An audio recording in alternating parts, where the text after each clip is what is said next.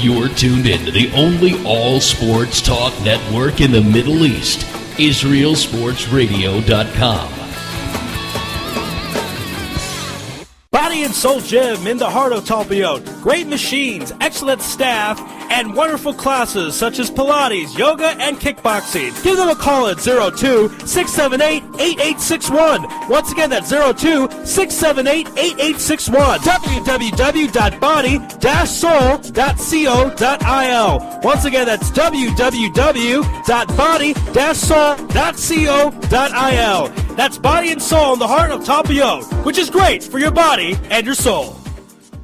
You're already using a credit card every day. Why not feel good every time you make a purchase? When using the HAS Advantage Support Israel Visa card, a percentage of each purchase you make will be donated to your choice of 24 Israeli-based charities, while still earning a reward point for every dollar spent. But wait, these rewards are even better than the standard rewards you get, especially when using them towards Israel travel, with the best conversion rate on El Al's Matmeed frequent flyer program. Earn double points at some of your favorite supermarkets and restaurants in the U.S., as well as discounts all over Israel. If you love traveling and supporting Israel, HAS Advantage is the card for you. Just give us a call toll-free at 1-866-6-ISRAEL. Sign up right now with the code ISR10 to earn 2,500 bonus points. That's 1-866-647-7235. HAS Advantage. Earn rewards. Support Israel. Offer valid for U.S. citizens only. Terms and conditions do apply. When dialing from within Israel, please dial 1-800-200-818. Israel Sports Dynamics specializes in football consulting, equipment, uniforms, and more. Great brands such as Nike, Russell Athletics, Schutt Sports Products, and many more. Just one call away. With over 30 years coaching experience with university and professional athletes, Terry Hill, owner of ISD, can advise you for all your sports needs. Call 054-581-3248. That's 054-581-3248, or visit our website at www.isdisrael.com. If that's not easy enough, click on the ISD banner on the Israel Sports Radio website and be part of the game. Are you tired of paying for expensive gym memberships that you don't use? Are you frustrated by not seeing results? It's time for the X1. Israel Gym Systems is proud to launch the X1 suspension and bodyweight training system. Lose weight, build muscle, improve balance, coordination, and flexibility. With your purchase of the X1, you'll receive a free membership to IsraelGym.com and access to our archives of videos and exercise plans. Sign up today at www.IsraelGym.com and get ready for the new you. Israel Gym X1. Higia Hazman. DJ Venom, DJ Venom, DJ Venom, DJing parties throughout Israel, birthday parties, weddings, club events, bar mitzvahs, bat mitzvahs, and much more. You pick the type of music and DJ Venom will turn your event into the party of the year. Available Sunday through Thursday. Call 052-952-6506 or email djvenom1984@yahoo.com. That's 052-952-6506 or email djvenom1984@yahoo.com. Book your party today. That's DJ Venom. Broadcasting live from Israel. IsraelSportsRadio.com. From the Israel Sports Radio Studios in Jerusalem, Israel, our nation's capital, it's Louis live! Here's your host, me, and Raphael Geller. Good evening, everyone. Hope everyone is doing well out there in our nation's capital. It's Louis live. Exciting NBA Finals action last night. Game 1 goes to the Thunder. Fairly convincing fashion. Kevin Durant shines in his first NBA Finals game. Outscores LeBron James, not only overall, but in the big fourth quarter. LeBron maybe pinned as a GOAT because he only scored 7 points in the fourth. We'll get to that later on. And, of course, still fresh off the NHL Finals, where the Kings were victorious the first Stanley Cup and won in 6 games. So we're going to have a hockey expert on tomorrow to discuss all that. This is Marty Berder's swan song. Does he go out as a loser? But here right now is in studio, as he is most of the time. Wasn't here on Monday, but he is today. Raphael Geller. How you doing, Raphael? I'm good, Ari. How you doing? Doing great. And let's get things started. Tell us about our first guest. Our first guest is Jason Blesnick. He's been on the show a few times. We talked to him about the NBA draft. He is the founder of NBADraftChat.com. which is one of the biggest draft websites in the United States. And we've had a little problem getting in touch with him, but we think it should be fine. We're going to talk to him, of course, about the draft that is coming up June 28th, which is now in 15 days. I believe that means it would be a Thursday night or Friday night? Thursday night. Thursday the 28th, a very, very big draft, a very exciting draft. And we're looking forward to talking to Jason. And after that, we will have on Mitch Shapiro, who's a radio director. At 11 a.m. Eastern Time, we will have on Diana Redmond from the Israeli national soccer team, the women's team. They're traveling to Europe on tomorrow, actually, to compete in the Euro Cup or in the qualifying. And then at 11:30, 6:30 p.m., we will be having Jim Williams, who's on the road, I might add. We will not be calling him at his normal Examiner office. Probably a first time here. And then after that, we have a special guest, Jerry Kresiak. We're going to figure out how to pronounce that in the next 15, 20 minutes, from ESPN.com, the Baseball Insider. So a very exciting show here today, as usual, on a nice Wednesday afternoon in the capital, Jerusalem, Israel. Very sunny outside, very hot, kind of like how it always is. As Ari mentioned, the Thunder go up last night. Big game. Didn't watch it. First time I haven't watched a tip-off of an NBA playoff game in a month. It's a weird feeling for me. But I'll be back. I think Ari and I will watch game 2. So we'll be able to give you guys better insight. But yeah, as Ari said, LeBron pretty much got dominated by KD. And that's okay, though, because it's just okay. It's game 1. We don't want to make too much of it. And A-Rod last night hit his 23rd career Grand Slam, passing Lou Gehrig, which is amazing, or joining Lou Gehrig.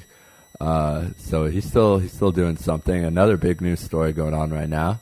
So Jerry Sandusky trial started, and the former coach who really started all this as a graduate assistant testified last night. That was very, very, very intense, and Andre Ethier was signed by the Dodgers for an $85 million 5-year contract. So that's they now got Ethier and Kemp, signed for a long time. It's an interesting move there. All right, what do you think about that money? That's a lot of money for 2 guys. Yeah, we were watching part of the Rocha talking about this. I don't know if Ethier is proven enough. They're giving him that money based on his potential, but I think. I don't know, the Dodgers are in a perilous financial position after the whole bankruptcy thing. Magic Johnson, of course, taking them over with a $2 billion purchase, and perhaps they want to make a big splash. The Dodgers are doing pretty good right now, even though Kemp was a little bit banged up, really headlining the National League West Division. And I think they want to show they're serious, and if this is a sign to the fans, perhaps, but I still don't know if Ethier is worth that type of money. Right. I think you have to make a couple more All-Star games before you get that. Right. And some more news. We're going to do a little news before we call Jason Blaznick. The USA last night in World Cup qualifying, soccer, disappointing tie against Guatemala. Not a very strong team. 10 minutes left. The USA gave up a big goal. The USA have not been playing well lately, that's for sure, under a new manager. Klinsmann. So we'll see what happens there. In in Euro last night, very, very fun, exciting games. Russia-Poland was supposed to be very, it was actually a lot of clashing between the fans, and because of all the history there, of course, Russia occupying Poland and all that, a lot of fighting before, a lot of people getting arrested, but the game ended in a 1-1 draw, so very interesting match there. And tonight we have pretty much the game of the tournament in the group stage. We're going to be having Netherlands against Germany. So they're pretty much probably the number 1 team against the number 2 team, if you want to put Spain at 3. Very, very exciting game, 2:45 Eastern Time, 9:45 local time. It's going to be very interesting to see what happens in that game. Portugal also has a huge game tonight. They need to win. If they do not win tonight, it is going to be very bad. They're going to be eliminated, and there'll be a lot of hype. You know, Cristiano Ronaldo is kind of the LeBron of soccer. He can't really seem to help his team kind of get over the hump with his Portugal national team. They have a very, very big match tonight against Denmark. It's going to be very exciting to see what happens. That starts, of course, at 7 p.m. local time and 12 p.m. Eastern. So as I mentioned, though, that will be, I believe, in Ukraine, and then the Netherlands-Germany game will be in Poland. So it's going to be a very exciting match there. So I just wanted to keep you up to date with that. And, of course, our show will be going over 7 p.m. local time, so we'll keep you updated on the Portugal match until we end our show. In more news, the Roger Clemens trial continues to get very interesting with Roger Clemens' wife now joining all the fun.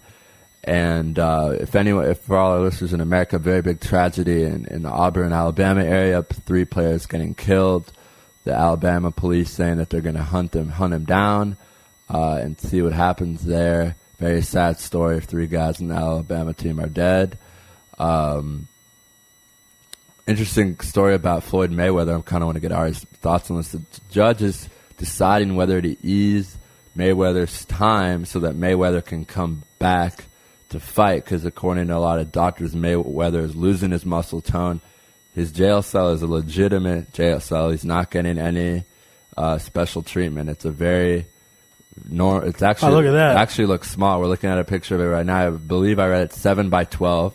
That's pretty rare that a guy who's a quad millionaire has his own jail cell that's not special. Look at Mubarak in Egypt. He has a palace in his jail. But yeah, it appeared he eats 3,000 to 4,000 calories in a normal day when he was training for fights, and now he's only consuming 800 calories. So, Ari, what do you think about it? Do you think the judge is going to let him off earlier so that his boxing career jail can continue? I think there was a interesting quote saying, where do you think he was going? The 4 seasons? I mean, he was going to jail. Things like this happen in jail, but this could end his career. So you're more of the boxing guy. So what do you think, Ari? I don't know. It's pretty funny. Well, I don't know. In any other profession, jail is going to affect that profession.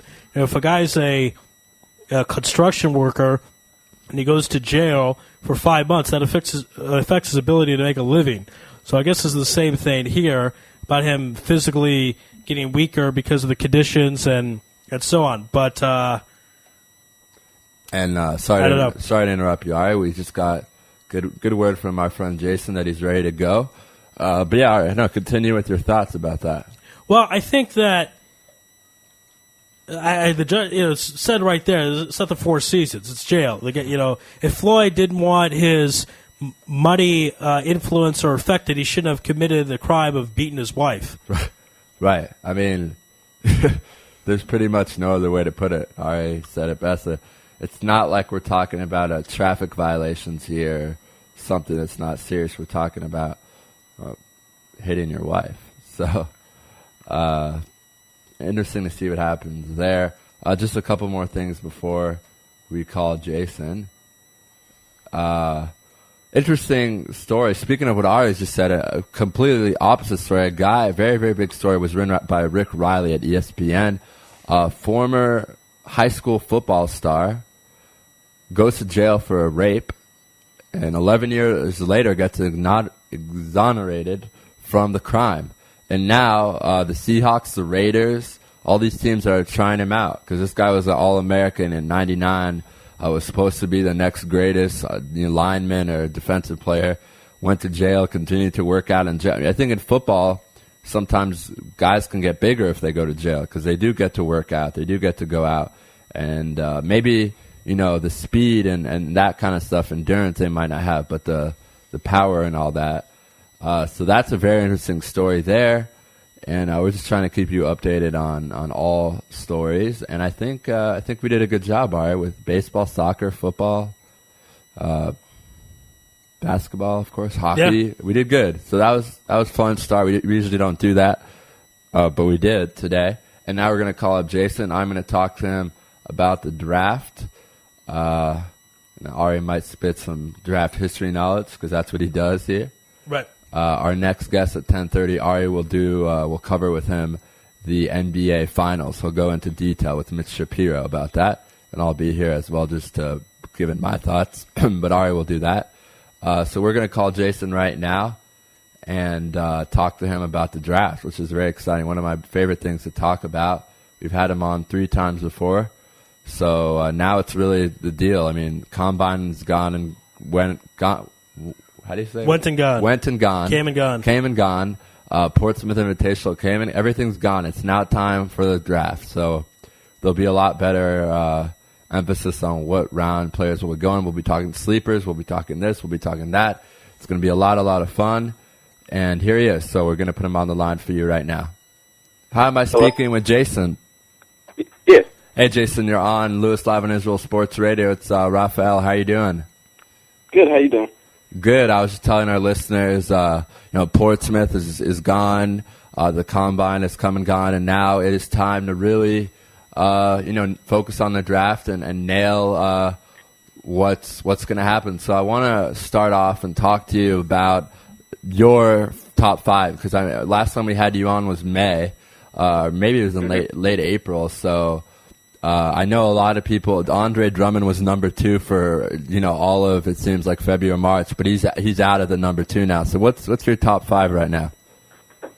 Well, number 1, of course, I'd have Anthony Davis going to New Orleans. Everybody agrees with that. The thing with Charlotte makes them so tough is that they're trying to trade their number 2 pick. I mean, as of right now, I assume they're going to probably take Thomas Robinson. Thomas Robinson's the one guy that could contribute the most quickly for the Bobcats. Washington, I really have them taking Andre Drummond with the 3rd overall pick. Andre Drummond's dropped 20 pounds in the last couple of weeks. He looks a lot more in shape, and from what I saw from the Combine, he has a 7'6" wingspan, and he actually measured in at a even 7 feet tall, so I think he'd make a great addition at the 3rd pick. Okay. The 4th and 5th is where it gets a little tricky because Brad Beal swears he's going to be a top 4 pick. Brad Beal said he's only going to work out for his top 4 picks, and that's it. So if you agree with that, Brad Beal should be taking the 4th spot, the Cleveland Cavaliers. I don't have Brad Beal that high. I think Michael Kidd Gilchrist would be a great pick for the Cavs to play with Kyrie Irving, who they also played together at St. Patrick's High School in New Jersey, so they already got some chemistry. And the Sacramento Kings with the 5th pick, I'd have to take Harrison Barnes from North Carolina. I think you put him next to DeMarcus Cousins, Isaiah Thomas, and Tyreek Evans. It really gives the Sacramento Kings a good starting 5 rotation that can make them a threat in the Western Conference. Right. Interesting about Drummond. I didn't hear that. Of course, I'm not an NBA draft guru like you.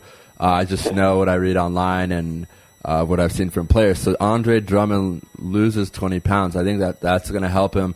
I know my uncle's a huge UConn fan, has been for 40, 50 years, and he was very disappointed by Drummond at UConn this year, along with Boatwright, along with Lamb. And that's really who I want to talk about next. Jeremy Lamb, a guy who no one really knows what to expect from him, a great scorer. I mean, no one can argue he can't put the ball in the hoop, but he seemed to kind of shy away this year at UConn, have some times where he didn't want the ball or he got scared to have the ball and he couldn't really lead his team to victory. UConn really got lucky getting into the tournament. They pretty much just got in because they were UConn. Right. I think they had an under 500 Big East record or maybe 500 even. So where do you see Jeremy Lamb going, and do you see him as a lottery pick still? I see him still as a lottery pick. I mean, I've seen a lot of other draft experts ranking him in the top 10. I really don't agree with that anymore. After I've seen some of the other caliber talent, I'm really seeing Deion Waiters from Syracuse climbing the ranks very quickly. Jeremy Lamb, I'd still take him between 10 and 15. If he falls to the 10th spot and New Orleans could take him, that'd actually work out good for them. If they lose Eric Gordon this summer to offseason to free agency, being able to replace him with Jeremy Lamb and Anthony Davis would be an incredible way to fix it. But Jeremy Lamb, like you said, is very tough. He's an incredible shooter from the three-point line. I mean, he can shoot almost on consistency as like Reggie Miller did back in the 90s, but at other times he does get lost in transition. I'm a little bit worried about how he's going to deal when you have a very aggressive defender like a Derrick Rose or a Russell Westbrook on Jeremy Lamb. Is he going to get shy and start drifting into the corner, not fighting for his shots?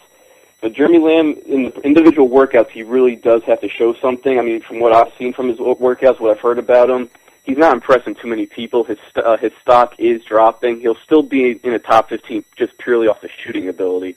But Lamb, if he doesn't start, developing his ball handling and his playmaking skills better, you could see him fall maybe even out of the lottery selection.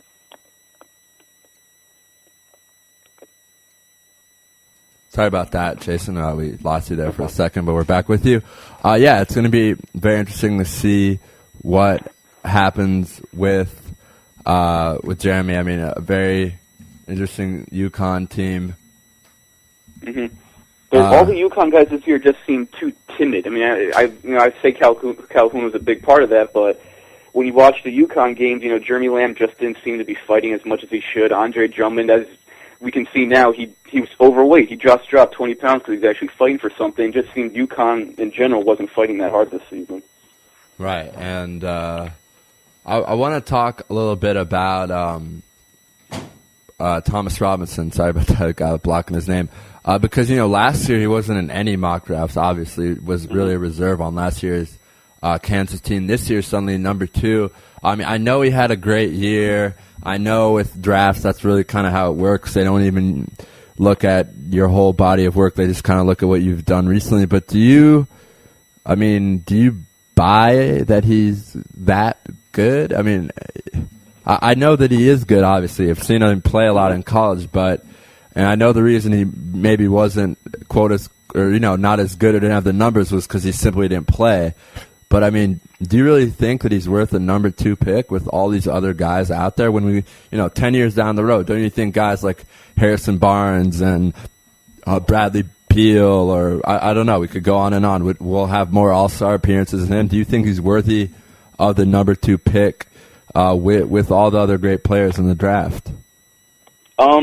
If he was the number 2 pick, I would say no. I mean, I think the Charlotte Bobcats would be smarter getting rid of the 2 pick. I think Thomas Robinson, solely based off of this season, if you just base him off of this season, yeah, he should be a top 5 pick. But if you look at, like you said, his sophomore and his freshman year, this guy maxed out his potential. I mean, he only measured in at the combine, I think, at 6'7". With shoes, he's only 6'8.5". I mean, he's a very undersized power forward. He does have incredible leaping ability, but his shot is inconsistent.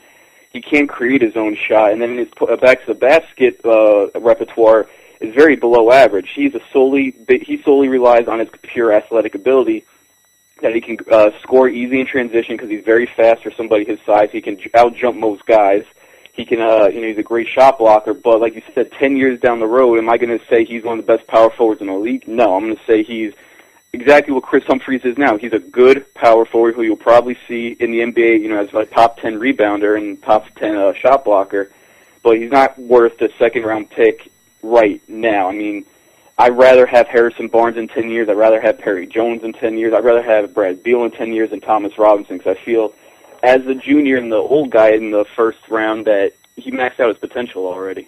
Right, and I mean, Chris Humphries was a Raptor for a long time. That's my team, so I got to watch him a lot. Of course, he's done great things with the Nets. I mean, he has those games where he has 22 points and 15 rebounds, but then he has also games where he has 5 points and 6 rebounds, and that's the reason why he hasn't been an All-Star yet. But I mean, if that's what you're comparing him to, then why even take him in the first? Why take him in the lottery if that's what you're expecting of him? Just out of curiosity. Yeah, because right now you look at what he's coming off of. He's coming off of an incredible season, so everybody's got that in their mind, like, this guy's in a groove. He's averaging 15, so that's what they're looking at. But yet when you look at a player, you have to look at what he's going to do against bigger and more athletic players. There's no way a Kevin Garnett's going to let Thomas Robinson do what he did in college to him. It's not going to happen. Right. I mean, you have veterans like Tim Duncan who's going to take him to school. I mean, these are men in the NBA, and I know Thomas Robinson's a junior. He's one of the older guys that come out of college, but when you go against these veterans who've been there for years, Thomas Robinson has nothing to throw at him. He can jump, and that's it. Yeah, that's interesting. I agree with you. Completely. I wish we had more time. We do have 9 more minutes, but we could go on forever. I want to stay with the first round and talk about some players that, in my opinion, or I don't know if my opinion, but gained a lot of hype. I'm curious to see what you say. Here's an interesting guy. out of Weber State, you know who I'm going to say, Damian Lillard, number 6 on this mock draft that we're looking at right now. Out of Weber State, I don't know. I know a lot of people are saying that he's kind of like the Rodney Stuckey guard, except more talented. But I don't. Do you take a Rodney Stuckey guard like at number 6? Does Portland do that? I wouldn't. I've seen Rodney Stuckey play, and I went to the University of Northern Colorado, so I got him to see play him a lot in the Big Sky Conference, and even in the NBA. I'm not a Stuckey fan, and when I see Damian Lillard, I know he's listed as a point guard, but he's a scoring point guard. He's going to look to score first and set up second. And the Blazers drafting him, it's not like they're really building their team. I mean, they already have some great talent with Marcus Aldridge there, and they got Nicholas Batum if he stays, and Jamal Crawford and all these guys. They need a point guard to get them the ball. They shouldn't draft a point guard number 6 overall who wants to score 20 points and only average 2 assists.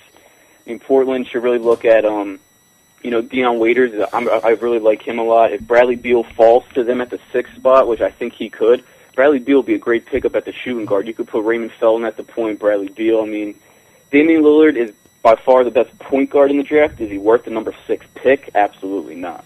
Okay, and then here's another guy who I got to see him play a ton because I'm an IU guy.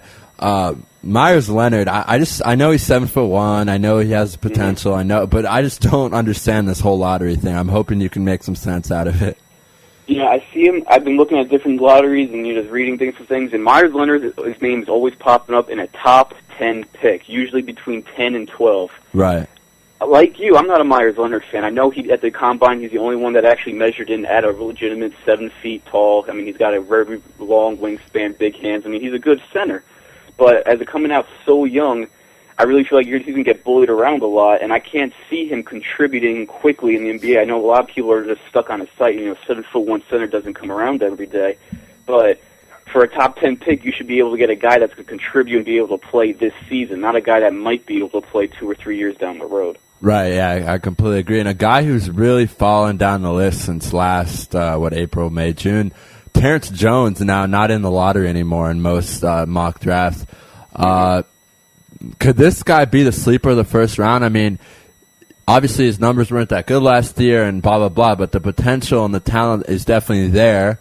And it looks like he's going right now to a good-ish team. I don't want to say a good team, but a team, like Minnesota, Dallas, Houston, Orlando, Denver, these teams that were either right in the cusp of the playoffs or the 6, 7, 8 seeds. So do you like him going to a team where he doesn't have to feel pressure to succeed and could, learn from some older guys? I love Terrence Jones. That's my opinion. I think any team that could get him, late in the first round would be a steal, but I want to get your thoughts on that. Yeah, Terrence Jones, I'm very high on him too. I like him specifically because of his motor and his fire, his passion for the game. A guy that's going to keep coming at you more and more. What I'm seeing from Terrence Jones is he played the small forward in Kentucky, but after in the draft combine, he measured in at a real 6'9". He's a power forward. It's coming more and more clear as he's going through more workouts and he's playing up against more people. He's got to transition into the power forward spot. I think that's why his stock is dropping so low, because most people, when they see him, he's hanging out on the perimeter shooting threes. He's got to learn a post-up game now. I mean, he's 6'9", he's solid, he's big. He's going to have to develop into a power forward guy. He's going to have to develop a back-to-the-basket game, which he doesn't have right now. He has the capability to do that, but, going to a team, maybe if he falls to Dallas, he looks like the 17th pick, or if he goes to, if he falls all the way to Boston at 21. I mean, going to a team with some real coaching will help him develop. He needs to go to a Rick Carlisle or a Doc Rivers or Greg Popovich, a coach that's going to spend time with him and help him develop. But at the same time, I've heard Golden State just worked out Terrence Jones for the number 7th pick. I mean, they weren't impressed. They said that right away they're not going to draft him. But they're still top 10 teams looking at Terrence Jones, too. So as low as he is now, we could see him bump up to a lottery pick again. Interesting.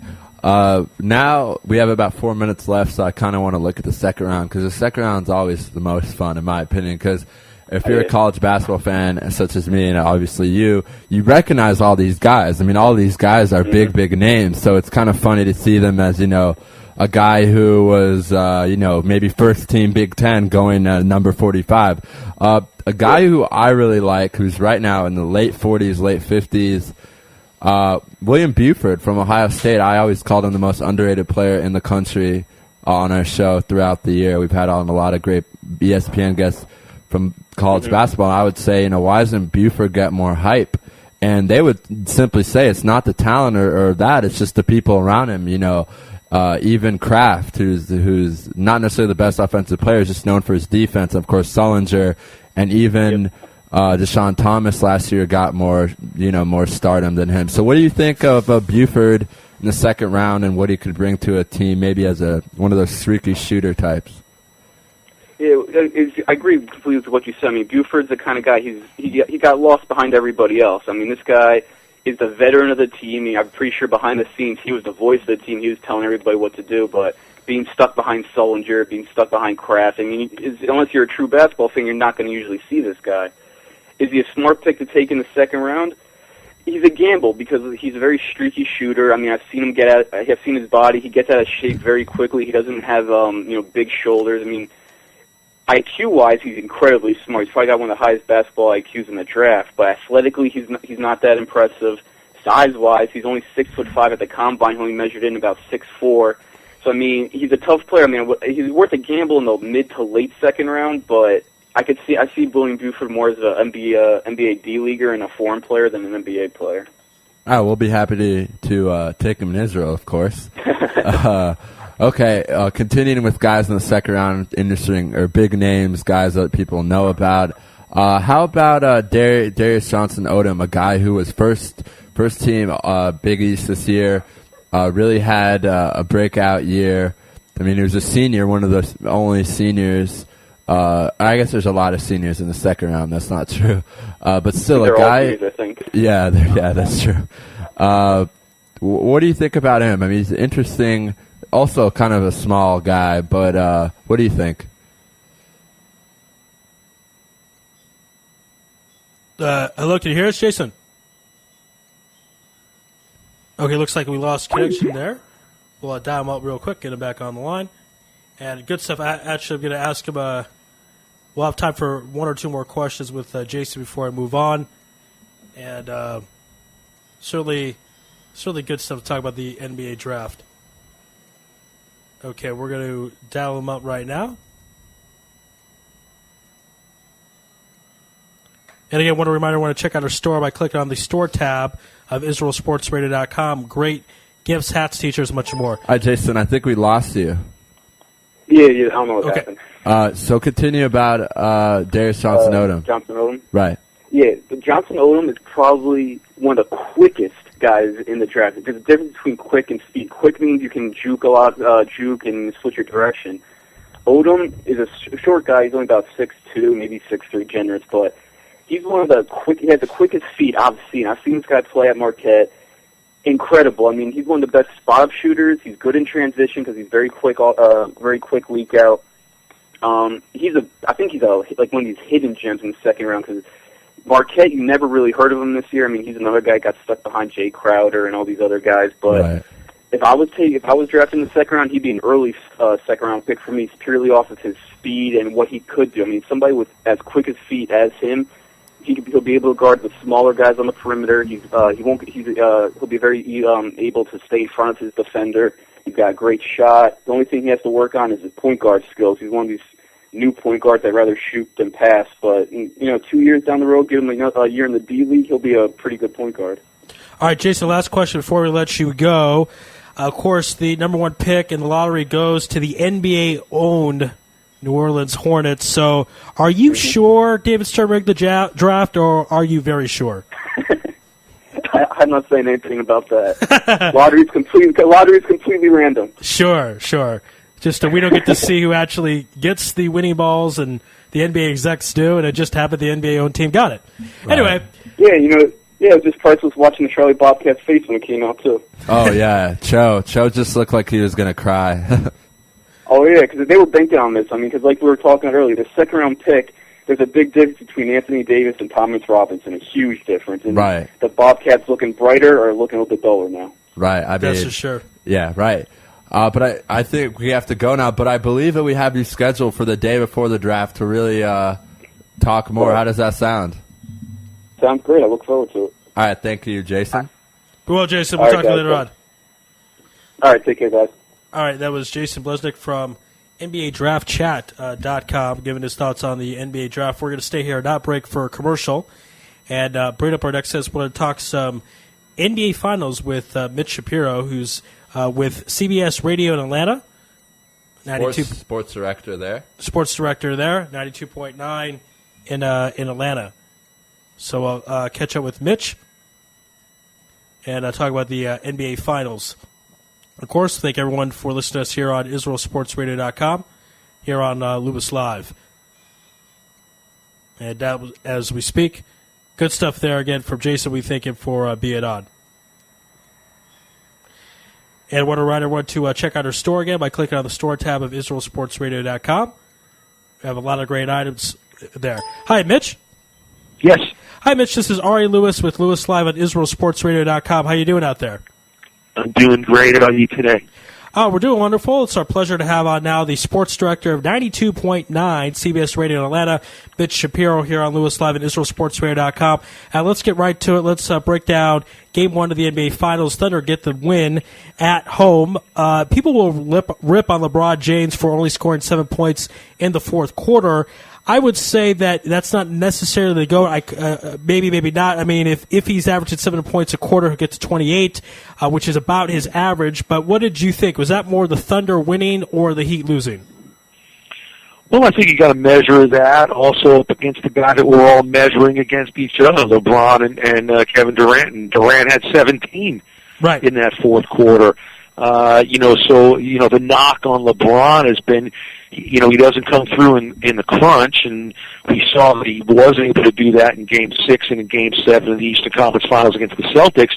Now here he is back where he was last year. For the Heat, it's win or bust. I mean, and they know that.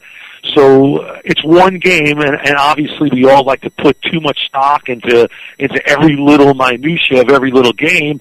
Hey, if tomorrow night LeBron goes for 10 points in the fourth quarter and Miami's able to steal the game and steal away home court advantage, no one's going to be talking about what happened last night in the fourth quarter. Yeah, well said there. And I think one of the things when you're looking at the box score that stands out with LeBron James, the 30 points about his average, but a plus minus of negative 11. And is there something else maybe on the defensive end that he's not doing as much as he can? Of course, he's matched up with Kevin Durant many of the times, yep. And Durant torched him for a good portion of the game. So LeBron, does he have to step up? Actually, I mean, he has to step up his defense. Will he be able to, I guess is the question. Well, I don't think there's any question that he can. I mean, he's one of the better defenders, certainly at his position, if not the best defender at his position in the league. But you got to look at what Durant does. I mean, when you compare Durant and LeBron, Durant's a guy who could shoot from the outside and also slash to the hoop. And LeBron, I think if the knock's been on him on anything, we talked about it during the off season after they had failed in the finals last year against the Mavericks. He talked about posting up more.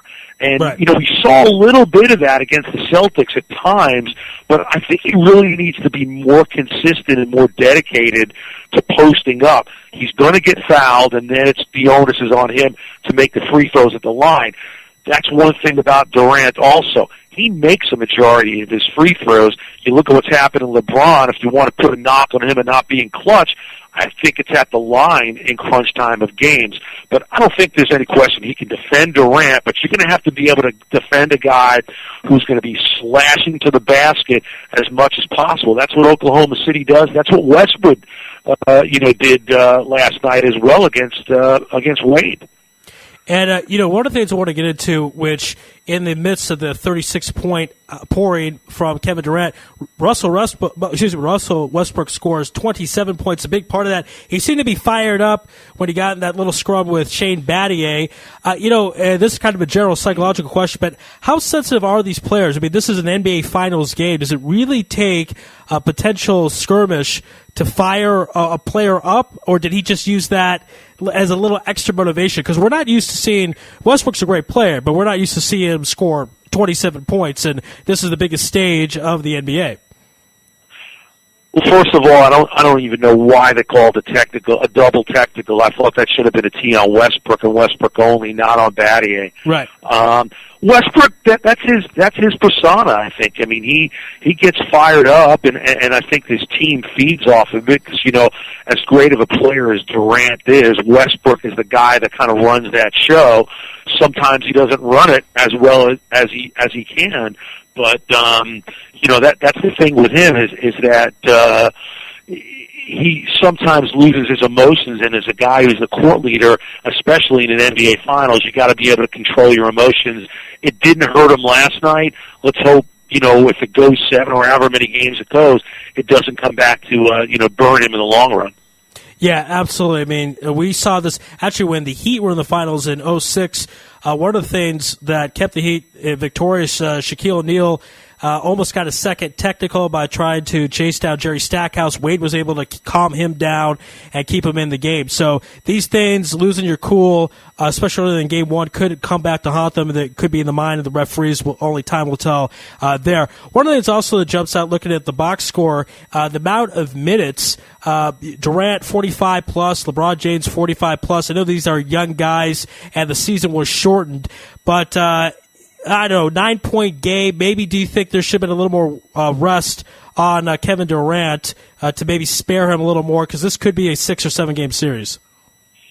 Yeah, at this point of the year, I don't think you even think about that. You got to have your best players out there as much as possible. I mean, LeBron played all 48 minutes in Game 6 and Game 7 against the Celtics. I know they were talking about it in the post game last night about, trying to find the right times to give them, a minute or two of rest, and how that puts the onus on some of the guys coming off the bench to really pick up the slack. But, again, at this point of the year, I don't think that matters. I mean, you got to be able to have your guys out there as much as possible. And for a guy like Durant and also Westbrook, who are all of 23, 24 years old, LeBron and Wade a little bit older, but I don't think that matters. And for Miami, I don't know if they're as deep as Oklahoma City. Right. And you have guys in Oklahoma City who can go out on the court, and run back and forth, and that's their style, as opposed to Miami's style, who seems to really don't mind slowing it down and playing that one-on-one. Oklahoma City really, passes the ball around, not the way the Celtics do, but they're able to, get into a set and pass the ball around, where Miami really is dependent on Wade and LeBron to go one-on-one as much as possible. Yeah, I mean, you look at this bench, the Heat barely used their bench. I mean, Joe Anthony got 2 minutes. Miller got 10. They basically played with 6 players. And Oklahoma City, one of the bench guys I want to talk about, Derek Fisher, gets 25 minutes, only scored 6 points. But D-Fish, been there, done that, won 5 NBA championships. I don't think the Heat have a Derek Fisher. I mean, who is the closest guy in your eyes to Derek Fisher on the Miami Heat? Again, just look at it. I don't know, Dwayne Wade, because he's been there, but I don't think they have a guy like Derek Fisher, 37 years old, who's won 5 NBA titles. Well, I mean, they've got Wade, who's been there now, and this is his 3rd finals. LeBron's been to 3 finals as well, and while Battier hasn't been to any until this time, I mean, he's a grizzled veteran and a guy that when you put him out on the court, he knows exactly, what you're going to get out of him. But back to your comment about the 10 minutes that Mike Miller got. If Mike Miller's hitting his shots, and he hasn't, I can't remember the last time he hit a 3. If he's hitting some shots, he's playing more minutes. Right. Well said there. I mean, Miller in this game, basically, I mean, he didn't take a lot of attempts, only took 2 shots. They're going to need, I think they'll need more from Mike Miller, for the Heat. He's not feeling very confident about his shot. That's why he probably only took 2 and 10. Right, yeah. It's one of those things when you just keep missing, then it really starts to eat you. And I don't know if he's going to be able to get out of it, especially when we're all the way here at the NBA Finals. There's not a lot of time left here. Go ahead. I want to introduce now to Raphael, my coach. Go ahead, Raphael. Hey, Mitch. How you doing? Hey, good morning. Good morning, or good afternoon here, but good morning over there. The big thing, I just wanted to follow up on a couple stuff you guys have been talking about, because I've been sitting here listening. A huge thing really with Mike Miller is that the dude is injured. He can't, his back is messed up, his knees are messed up. He gets a painkiller at halftime, he gets a painkiller before the game. He's saying that he's going to retire at the end of this year.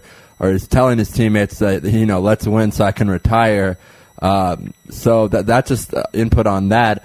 About Westbrook last night, you mentioned it. You said it best. This is a guy that gets motivated by little things. He's a guy that sometimes doesn't play very well, makes a lot of dumb passes, a lot of dumb plays, but when little things like that happen, little skirmishes, he just starts to play crazy. But I think really that the X factor in the game for really, I guess not for both teams, but for Oklahoma City, is just Ibaka and Perkins, because they're two guys who just can defend so well, where, the Heat don't really have that. Haslam is past his prime. You don't really know what you're going to get from him. Joel Anthony, same thing. He's a big body. I still don't really understand why he's on this team. I really just think he's on this team because he'll play for almost nothing. He'll play for free. And this is coming from a Canadian because he's on Team Canada. So I like Joel Anthony because I have to. But, Oklahoma City just dominates them down low. And Ari and I both picked the Heat to win. But, if it continues to be the way it is right now, if game one continues and these big guys down low can dominate defensively and kind of offensively when they want to, Perkins has never been known for a score, especially when he was in Boston. I think. Well, he doesn't have to. Yeah, exactly. He doesn't have to. He has to play defense, and he does. He plays a great job, and same with Serge. I think. And then, people forget about Nick Collison, a guy who's been with this franchise for 10 years, was on the Supersonics before. Probably one of the smartest players in the league, best IQ. There's a reason he still has a job with his team. They could have easily waived him, cut him, whatever. And he's still playing good minutes for a guy who also doesn't score that much. So I think the big guys are and then Nazir Muhammad is also on this team, but he's really not playing right now. For a while, he was the center of this team, and then they got Ibaka and Perkins, and since then his minutes have been, he hasn't had any minutes. But if he plays too, they have four big guys. The Heat have none. So. Well, they have Chris Bosh, and you're talking about injuries. Bosh coming off that abdominal, and played the last couple of games in that series against Boston. He's so much the key for that team, I think, and because he gives them a little bit of size. He can bring Ibaka out to guard him, because he's got such great range, Bosh, that you're going to have to get 40+ minutes out of him too. I don't know if Coach Spoelstra's ready to give him that amount of time, but he's been coming off the bench. I think that's got to end. I think he's got to be able to start the games and play 40+ minutes, just like LeBron, just like Wade, because they're not as deep as Oklahoma City. And let's not forget, guys, I think this thing can change drastically once you go back to Miami. Oklahoma City's the toughest place to play in the NBA. The crowd is so raucous. You got that, that small town mentality. It's what they live for, and they're not going to give an inch. Well, if Miami, let's not forget what was going on last night. Miami led this game by 13 points. They're up by 7 at the half. Give credit to Oklahoma City. They're able to, tie it and pull close right in that third quarter and able to grab the lead right at the end of the period. And then, there were gangbusters after that. But I think they feed so much off of their crowd that even if Miami is unable to pick up a win here in these first two games and is able to go back home, then it's on them to be able to hold court and win those 3 games. That's what makes this 2-3-2 setup so difficult. I hate it. I've always hated it. You're so used to playing 2-2, 1-1-1. All of a sudden, this one series, it's totally opposite. And I don't think there's been a team yet that since they enacted the 2-3-2 that has been able to win all 3 home games on their floor, those middle 3 home games. So it makes it even more imperative for Miami to be able to steal this game on Thursday night. And I think Chris Bosh remains the key for them. LeBron's going to do what he does, whether or not he's hitting shots. Wade's got to hit more than 19 points. I think, when you've got Westbrook and Durant going for a combined 63 points, I guess is what they went for last night, you have to pretty much get the same from Wade and LeBron, and then whatever you get from Bosh is a big-time extra, and that's going to make it important for somebody else from Oklahoma City to be able to put up some points. So, for me, the key is Bosch. Right, yeah, Bosch is definitely the key. A long-time Raptor, of course. Still devastated that he left us in Toronto, but that's okay. It's time to move on. Yeah, we'll see what happens with that. I think it's going to be very interesting. That abdominal injury, a lot of people don't realize that it's something that is not like, it's not ACL, it's not Tommy John, but it's one of those injuries that you take your time coming back from. And to be frank, he just doesn't have that issue right now. He can't take his time. It's NBA finals. It's not even first round, second round. It's finals, and he has to play. He has to suck it up. He has to take painkillers. He has to. Yep. He just has to do it, and you're right. I mean, LeBron and Wade have to give in the same amount as Westbrook and Durant, and then what Bosch gives really is probably what Serge will give, what Ibaka will give, what Sapolosha will give. So, I mean, it's kind of scary to think about if you're the Heat, because you really don't know what you're going to get from number 4 through 7 guys on the team. You know what you're going to get from 1 and 2. Chris Bosh right now is still kind of a question mark, but after that, Mike Miller can score 12, 15 points. It's not that shocking. Well, he's a guy that's got to suck it up. Like you said, he's talking about retiring and how much pain he is, and you need to get one of those shots and go out there. I mean, look, that's what Mike Miller's got to do. This is what you play for, is to get to the NBA Finals and have a chance for a ring. And this is Miller's second time at it. I remember him playing pretty well last year. But they need more of that. They need him to be able to hit his outside shot and make him, make himself a guy that Oklahoma City's got to worry about. Right now, they don't have to worry about Mike Miller at all. Mike Miller wants to go and shoot the ball, go right ahead. He can't hit the side of a barn right now. Yeah, well, honestly, I agree with you, but I even think more with Battier. I mean, that's what this guy was brought in to do, was to make threes and put up points. And it wouldn't shock me if he'd have a 25-point game. He's done it before in his career, but he hasn't done that yet. He hasn't. I mean, he can't score either. So there's a lot of LeBron this, LeBron that. But I mean, there's only so much LeBron can do for his team. Even if you're the best player in the world, you still need other guys to contribute. Michael didn't. Well, that's debatable. That's debate. Okay, well, I'd love to hear your debate on that.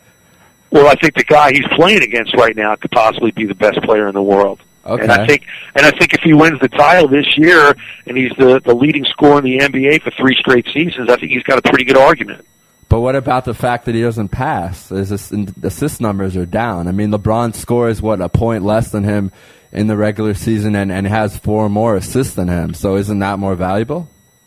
Well, again, those are just numbers that you want to talk about. And I mean, we could still debate on whether or not Kobe Bryant's really, truly the best player in the NBA over LeBron or over Durant, even at the age that he's at. But, I look at Durant and what he's been able to do in his short period of time.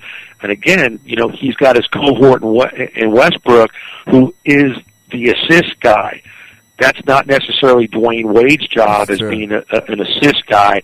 So LeBron carries, LeBron is really, a point forward, and Durant is just a scoring machine, but a great player on both ends of the court. Right now, through only one game, if it would have been vice versa, and LeBron wins that game, I still might argue that Durant's maybe the best player in the world, just, as far as sheer talent and ability to score points. But look, this is what LeBron went to Miami for. LeBron got away from Cleveland and didn't have enough guys there, quote unquote, to go to Miami and team up with his 2 buddies. Well, they've got to be able to deal with the consequences. They lose in the finals for a second year in a row. LeBron's got a lot of explaining to do. All right, I guess I've been I don't know. I see it differently. They're making the finals 2 years in a row. I think more of the stuff is that LeBron should have made those idiotic comments about, about we're going to win not 2 championships, not 3. That was just stupid. But I mean, any team would be happy to make the finals for 2 years in a row. Obviously, losing's not the goal, but at the same time, Chris Bosh was injured a lot of the year. Dwayne Wade has played horribly in the playoffs. I mean, he's probably played the worst basketball of his career in this playoffs. Not overall, but in some games he's been absolutely dismal. 5 points, 8 points.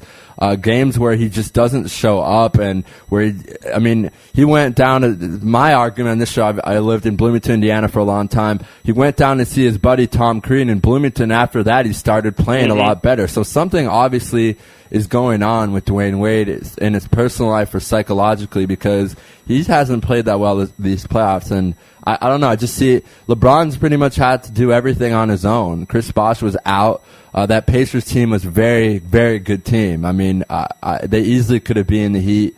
I don't know. I guess I see it differently than you, but that's what sports radio talk is for, to argue. That's right. And to have fun. So you're right, though. I mean, if he loses, everyone's going to be on his back. But then at the same time, I don't know. He's 28 years old, 3 NBA Finals, 3 MVPs. I know he's the only guy with 3 MVPs to have not won a final at this point in his career.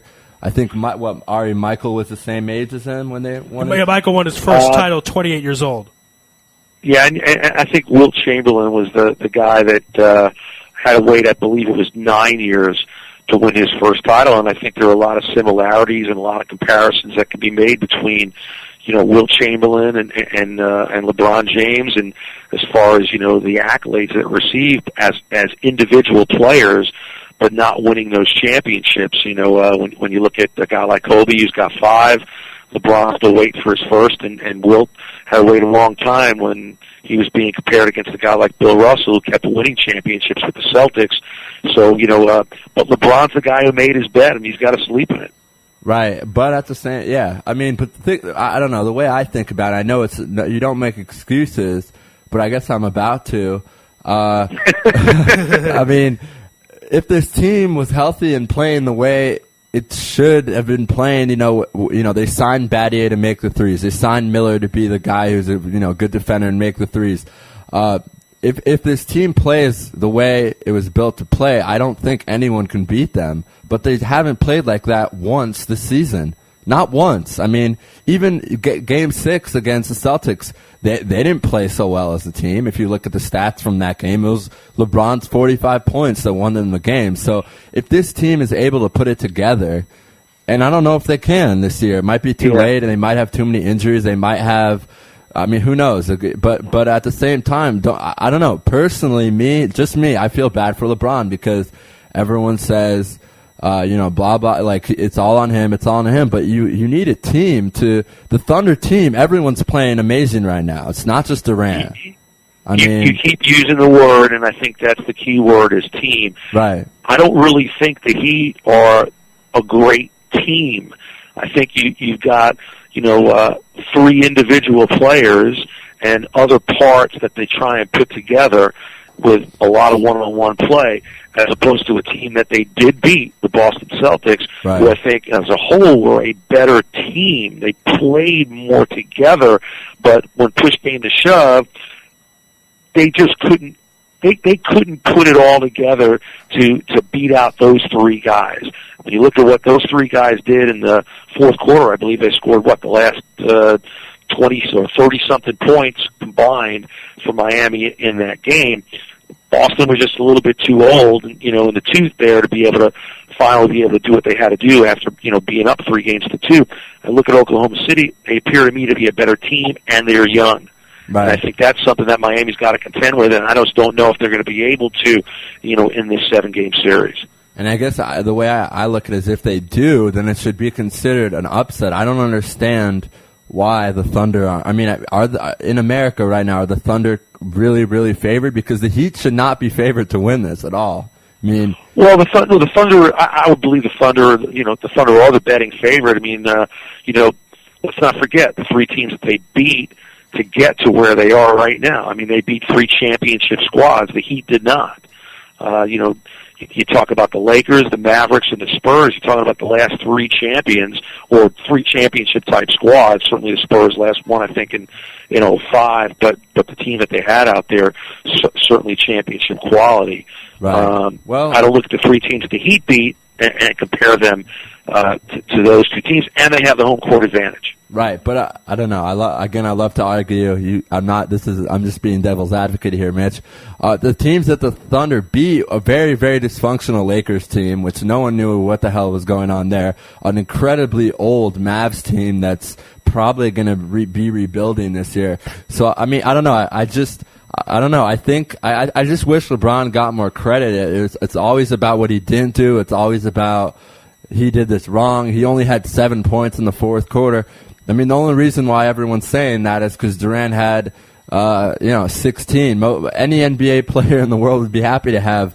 I guess I get what you're saying, though. I get what you're saying, and I'm rooting for LeBron just because I want people to, leave him alone. If he just wins this championship and doesn't win another one, I just want him to get his championship because I really like him.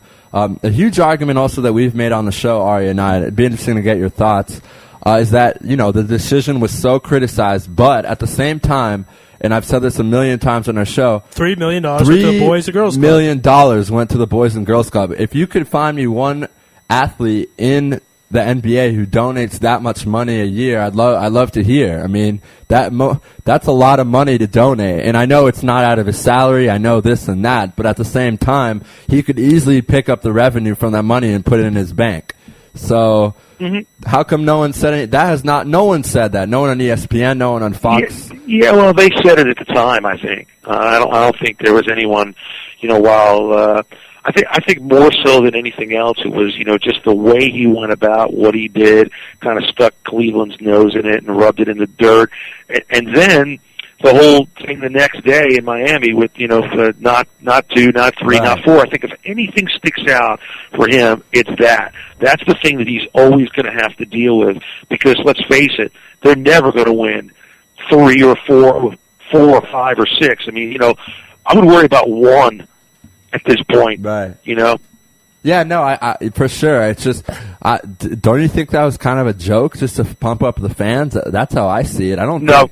All right. Okay. Interesting. I mean, why not though? Why not? Why do you really think that when he was saying that he really believed he was going to win 6 championships? Absolutely. I think when you're combining forces with the 2 guys that he did, he felt like the sky's the limit. In an organization like Miami that'll spend as much money as they can with a team president like Pat Riley, who's won championships before. I don't think there was any doubt that they were feeling pretty good about themselves. And this season also is a tough barometer with everything that went on. You're talking about the short season and the amount of games that they had to combine to fit in all 66 games over that period of time. These 2 teams still got there. They were still the 2 best teams. They were still, I think, 2 teams that everyone looked at from each conference and said, okay, well, if you're going to pay somebody, who do you think it's going to be? I mean, certainly everybody was picking Miami or maybe Chicago. Let's not forget that. Miami is here because I think in many reasons they never had to go through Chicago with Derrick Rose. Who knows what might have happened if it was Derrick Rose and the Bulls in that Eastern Conference Finals and not the Celtics. Oh, I'll tell you. If the Heat would be here right now. I'll tell you right now, the Bulls, no doubt. You want to talk about a team? Okay. Definitely the Bulls, because the Bulls are a team. The Bulls are a complete team, in my opinion. They have a good bench. They have good role players. They have Rose, who, when healthy, who hasn't really been healthy all year, but when healthy, just won the MVP. He's not an elite player, a top 5 player. He just won the freaking MVP. He's one of the best players. Mm-hmm. And then you add all the pieces around Watson, Crover, Noah, Boozer. I mean, they have so many pieces there. Brewer, who's an underrated guy. So I'm a huge LeBron fan and a huge what he does fan, but I would even say they would destroy them. I mean, the Celtics team, you said they play as a team. At the same time, though, very injured team. I mean, Ray Allen been injured all playoffs. Paul Pierce was getting his knees drained. A very old team, and then they're young guys. I mean, they're nice. Obviously, Rondo is Rondo, nothing away from him. But after that, they don't really have much. I guess Bass and all those guys, but still, you're right. You're absolutely right. I think if the healthy Bulls, the Bulls are in the finals right now. Well, I mean, take into account that all the things that I'm saying to you right now come from a guy who's a Knicks fan who's waiting for his first championship in, I don't know, almost 40 years. So, 73, you know, right. I don't feel for LeBron. Don't get me wrong. Okay. All right, Mitch, last question before we let you go. Of course, last night in the ball game, Braves-Yankees. Braves up 4-zip. Alex Rodriguez hits his 23rd career Grand Slam, ties Lou Gehrig. Did you think, perhaps I was reading a little too much in this, but did you think he showed up Johnny Venters a little bit by staring at the ball, or did you think that was just kind of normal, especially considering the circumstances of tying the Iron Horse?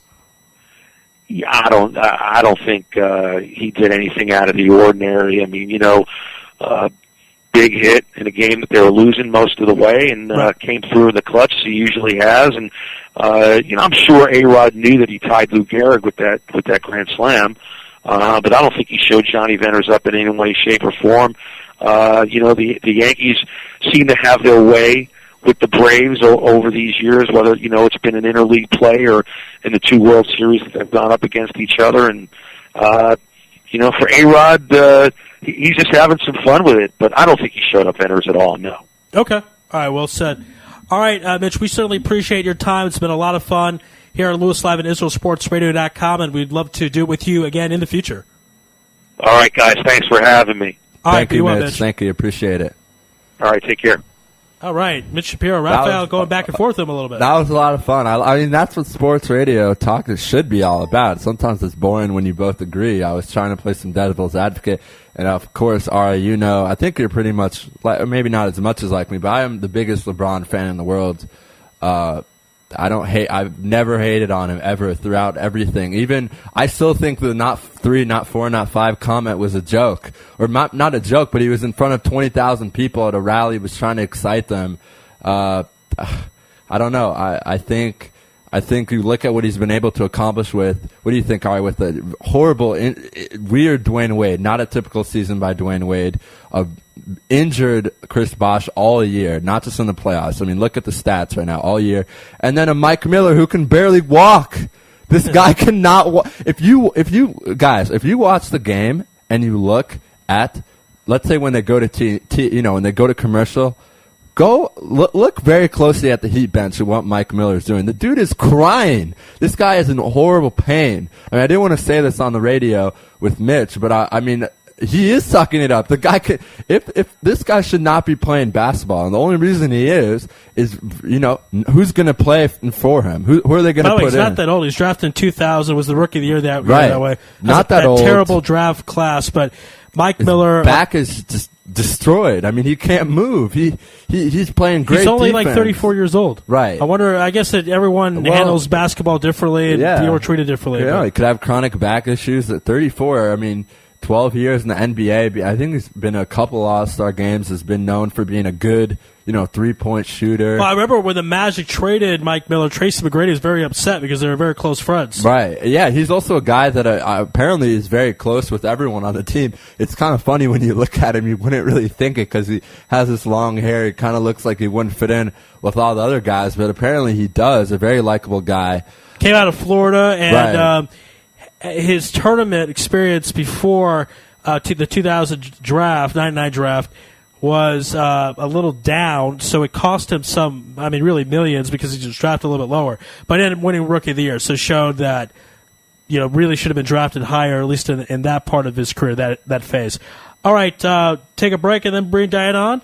Or do you want to stay on? Hopefully Diana's listening. She knows that we apologize for running a little late, but we had such a good time with Mitch that we'll do that. Diana, if you're listening, we'll be calling you in the next 4 minutes. Sorry. Yes, about 4 minutes. Once again, check out our store by clicking on the store tab on IsraelSportsRadio.com. This is Louis Live on IsraelSportsRadio.com. Tune in to the only all sports talk network in the Middle East, IsraelSportsRadio.com. Body and Soul Gym in the heart of Talpiot. Great machines, excellent staff, and wonderful classes such as Pilates, yoga, and kickboxing. Give them a call at 02-678-8861. Once again, that's 02-678-8861. www.body-soul.co.il. Once again, that's www.body-soul.co.il. That's Body and Soul in the heart of Talpiot, which is great for your body and your soul. You're already using a credit card every day. Why not feel good every time you make a purchase? When using the HAS Advantage Support Israel Visa card, a percentage of each purchase you make will be donated to your choice of 24 Israeli-based charities, while still earning a reward point for every dollar spent. But wait, these rewards are even better than the standard rewards you get, especially when using them towards Israel travel, with the best conversion rate on El Al's Matmeed Frequent Flyer program. Earn double points at some of your favorite supermarkets and restaurants in the U.S., as well as discounts all over Israel. If you love traveling and supporting Israel, HAS Advantage is the card for you. Just give us a call toll-free at 1-866-6-ISRAEL. Sign up right now with the code ISR10 to earn 2,500 bonus points. That's 1-866-647-7235. HAS Advantage. Earn rewards. Support Israel. Offer valid for U.S. citizens only. Terms and conditions do apply. When dialing from within Israel, please dial 1-800-200-818. Israel Sports Dynamic specializes in football consulting, equipment, uniforms, and more. Great brands such as Nike, Russell Athletics, Shutt Sports Products, and many more. Just one call away. With over 30 years coaching experience with university and professional athletes, Harry Hill, owner of ISD, can advise you for all your sports needs. Call 054-581-3248. That's 054-581-3248, or visit our website at www.isdisrael.com. If that's not easy enough, click on the ISD banner on the Israel Sports Radio website and be part of the game. Are you tired of paying for expensive gym memberships that you don't use? Are you frustrated by not seeing results? It's time for the X1. Israel Gym Systems is proud to launch the X1 suspension and bodyweight training system. Lose weight, build muscle, improve balance, coordination, and flexibility.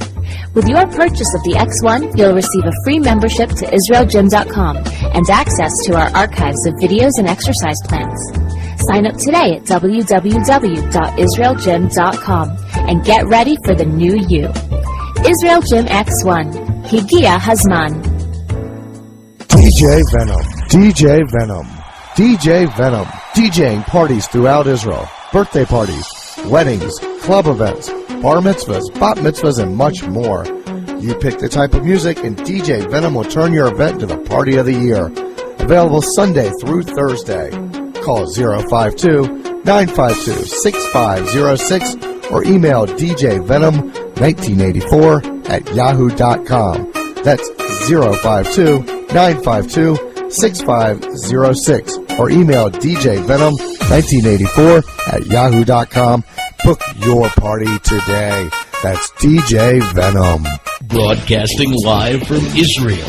IsraelSportsRadio.com. Back here on Louis Live at IsraelSportsRadio.com. Very good show so far. A lot of fun, a lot of energy. I was very tired when I came in, but now I have a lot of passion and excitement. That's good. Ready to go. Ready to talk sports with Diana Redmond. All right, and I draw. Diana Redmond, by the way, has her own Facebook page, so you know she's pretty popular. She's about 400 likes, and huge person to have on because representing Israel very well in the soccer world. So it's gonna be a pleasure. We'll dial up in a few moments, and once again, I want to take this time to remind everyone to check out our store by clicking on the store tab of IsraelSportsRadio.com. A lot of great items there: T-shirts, hats, candlesticks, books, food. All types of great stuff there on the store. Shipping is included in the price. We ship all over the world. So find some great items there and tell your friends about it. And if you don't have any friends, tell your enemies about it. It's a store tab on IsraelSportsRadio.com. All right, dialing up Diana. Of course, Israel is involved in the big soccer game, correct? No. Oh, no? No, that's all. No. All right. But, hi, am I speaking with Diana? Yes, hi. Hi, Diana. You're on Louis Live on Israel Sports Radio. How are you? Hi, how are you guys doing? Doing great. We are doing great. Thank you for joining us today. We're happy to have you on. Thank you. Absolutely. And I want to start off and talk about the women's national team, and then I want to talk a little bit about the Euro with you, if you don't mind. Of course. Okay. Okay, so this Saturday we actually have a game against Scotland. It's the qualifying round of the Women's Euro in 2013. And then on Wednesday we have another game against Wales. And the game on Saturday is at 4 Central Eastern Time in Scotland. Is there... It should be 2 great games. Is there any way for anyone to follow it online or to... Where will the final score be posted? There'll be results on UEFA. I'll definitely put results. I have a page on Facebook, so I'll definitely post photos from fields and things for people to follow. Also, it's going to be on Eurosport, so wow. People can definitely find it. Oh, Eurosport, like the channel on TV, Eurosport. Yeah. Okay, that's awesome. I have Eurosport, so I'm going to tune in. Saturday at what time is it? Yeah, Saturday the game is at 4 Central Eastern Time. Central European Time. And then Wednesday the 20th, we play Wales at 7 p.m. Central European Time. I don't want to sound like an idiot, but does Central European Time mean it's 2 hours behind us or 1 hour? 1 hour. 1 hour. Okay, so that'll be 5 p.m. here. Okay, cool. And how what stage are you guys in qualifying? Is this your first game, your second game? How is it looking for Israel to finally make a Euro in at least women's sport? I mean, the men's team hasn't been able to do it, but how about the women's? Well, unfortunately, we're following in the men's footsteps right now. Okay. The next few games are really for us to try and grab some points and get that Euro off the scoreboard for us. But we're progressing as a team, and we're really excited for the next few games. And the next 2 games are going to be. How good are your opposing teams? Do you know their rankings, or do you match up well with them, or what are you going to be expecting? What has your coach been telling you about your opponents? Well, we've played both teams before, and like a lot of English teams, they're very technical. They're 1 and 2 touch, and the passes are directed to feet. So you're not going to have any players that are going to try and dribble the entire field. They're going to try and draw you to the midfield and then send you their long ball down the flank, or maybe something to the other side. So it's kind of how they play. We just need to be on top of our game this time. Okay, interesting. And how does it work for training? What have you guys been doing to prepare for this? What kind of mini camps or whatever? I don't know what it's called in soccer, but what have you guys been doing to get ready for this? Because I know you guys all have your own lives. Some of you are students, some of you have jobs, some of you. So how does that work? Yeah, it's very difficult. For me, it was a tough 2 months. I just finished actually today. That was my last class for my master's degree. Oh, mazel tov. I'm relieved.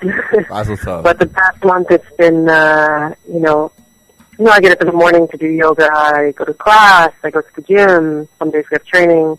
We have a training game once a week. We've been playing a boys team.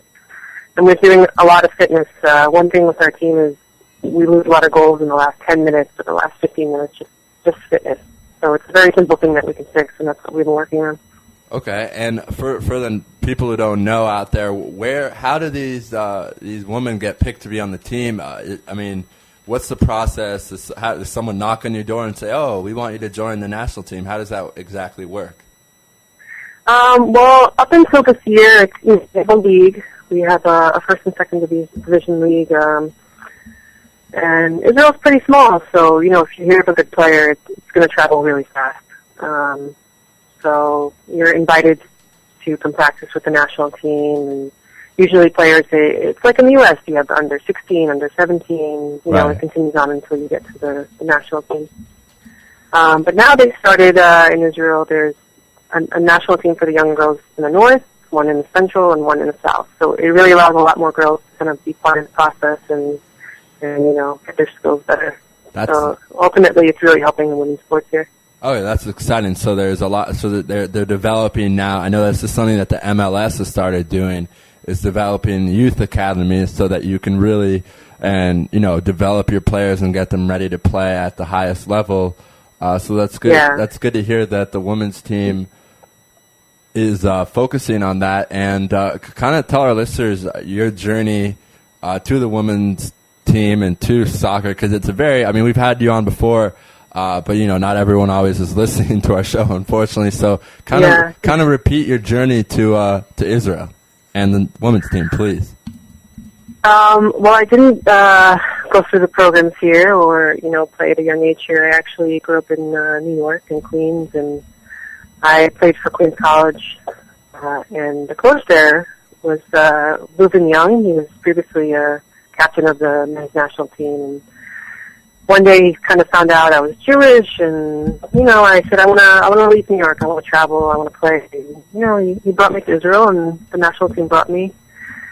And I started at the national team with, at a much later age than people usually do. People usually start in the under-16s, and they kind of grow up from there. And I kind of just joined, and as soon as I came, I started with the national team from day one. So it's a much different story. Right. Yeah. No. It's a unique story. I mean, and in all sports, just because. Like you said, you have to go through U16, and then you get upgraded to U17. Even the biggest stars in the world, it's very rare. I'm sure David Beckham played in the U18 team before. Everyone kind of works their way up, gets scouted, and all that kind of stuff. And you just kind of, boom, kind of landed here and are now playing for the national team, and that's great, and it's great to have you on. I wanted to ask you a question I was looking forward to asking before the interview. What would it be like for you to go to New York City, Diana, and put on the Israeli national uniform and play against America? I'm sure there'd be a lot of bittersweet feelings there, no? Yeah, I've thought about it before, and I always think of when would we ever play the U.S.?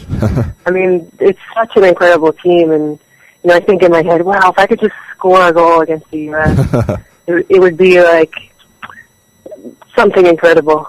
But I don't know when we'd ever play them.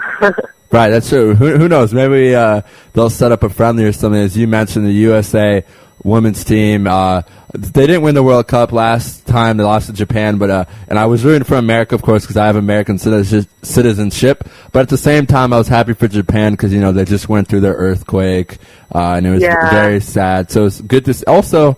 I mean, you tell me, you're in women's soccer. Isn't it nice to know that now the USA are beatable? There's teams that can beat them out there.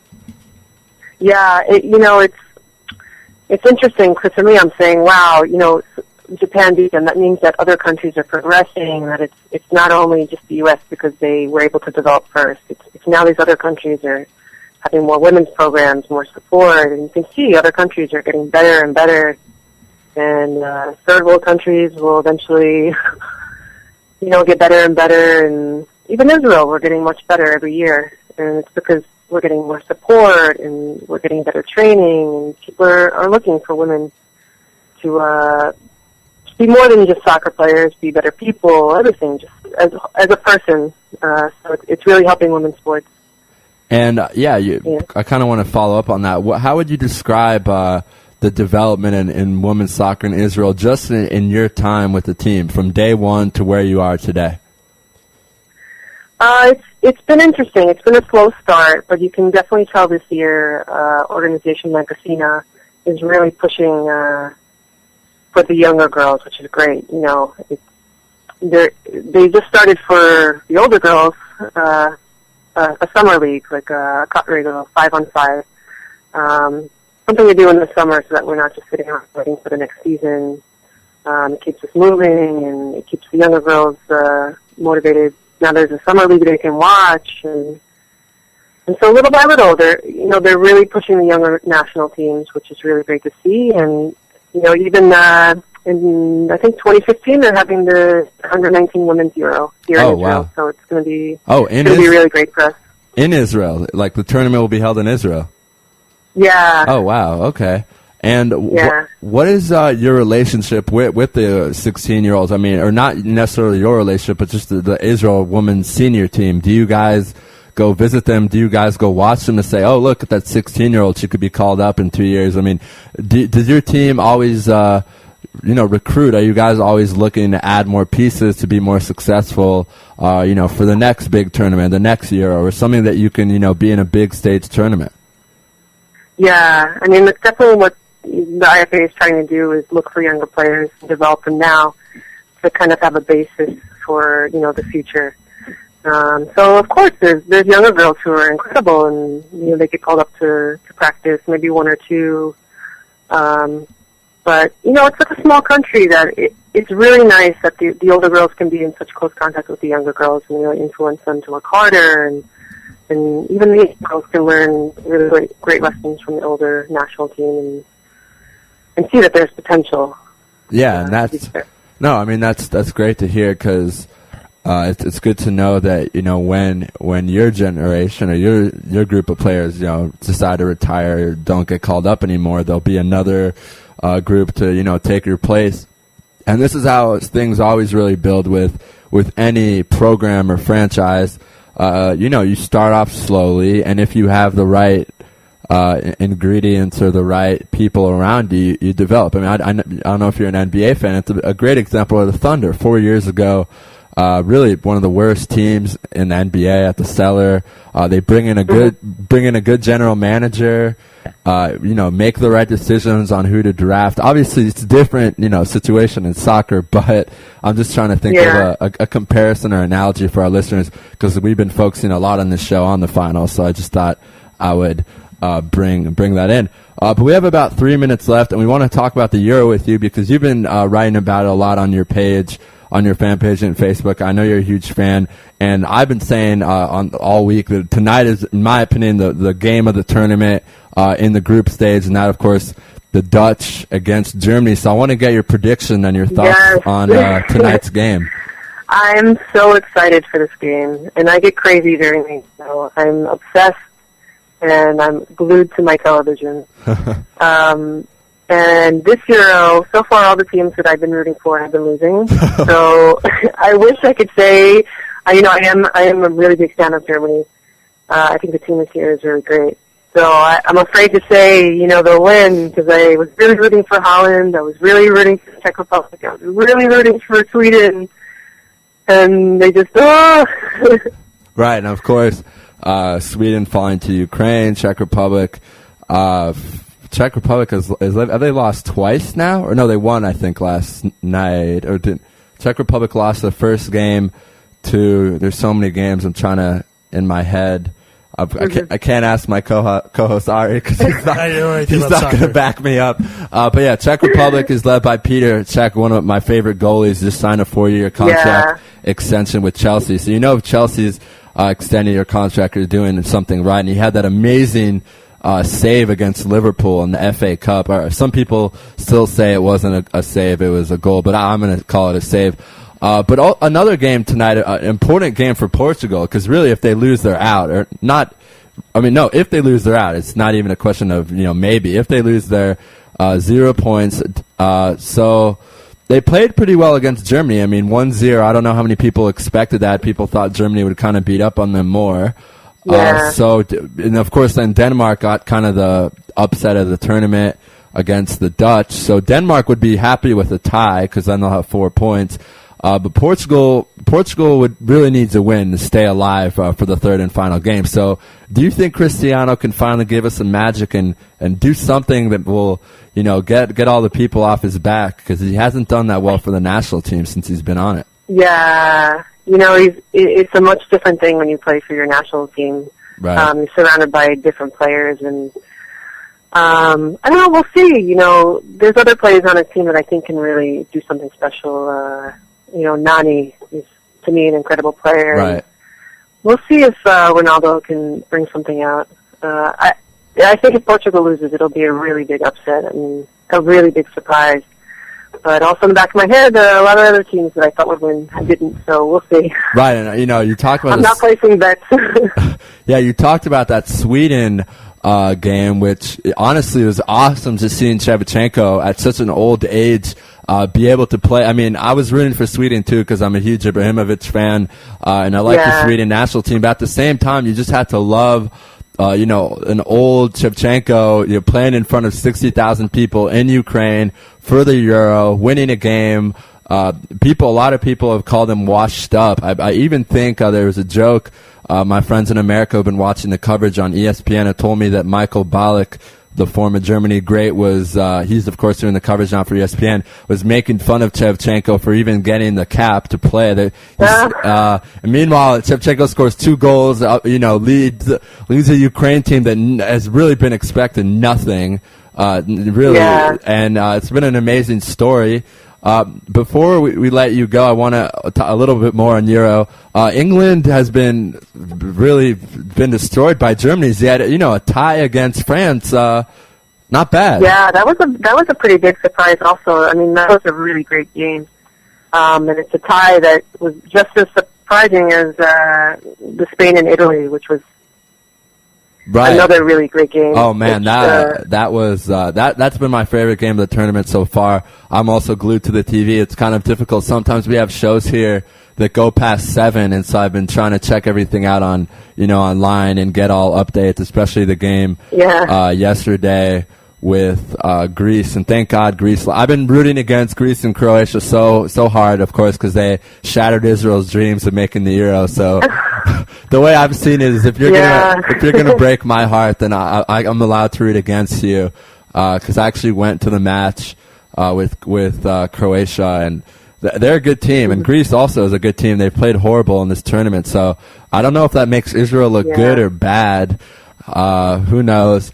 But unfortunately, we have to run because we have our next guest. Diana, good luck this weekend. We'll be watching, and we'll be rooting for you and the national team. And, of course, we'll have you on later in the summer, earlier next year, to talk more of women's national soccer team. So thank you.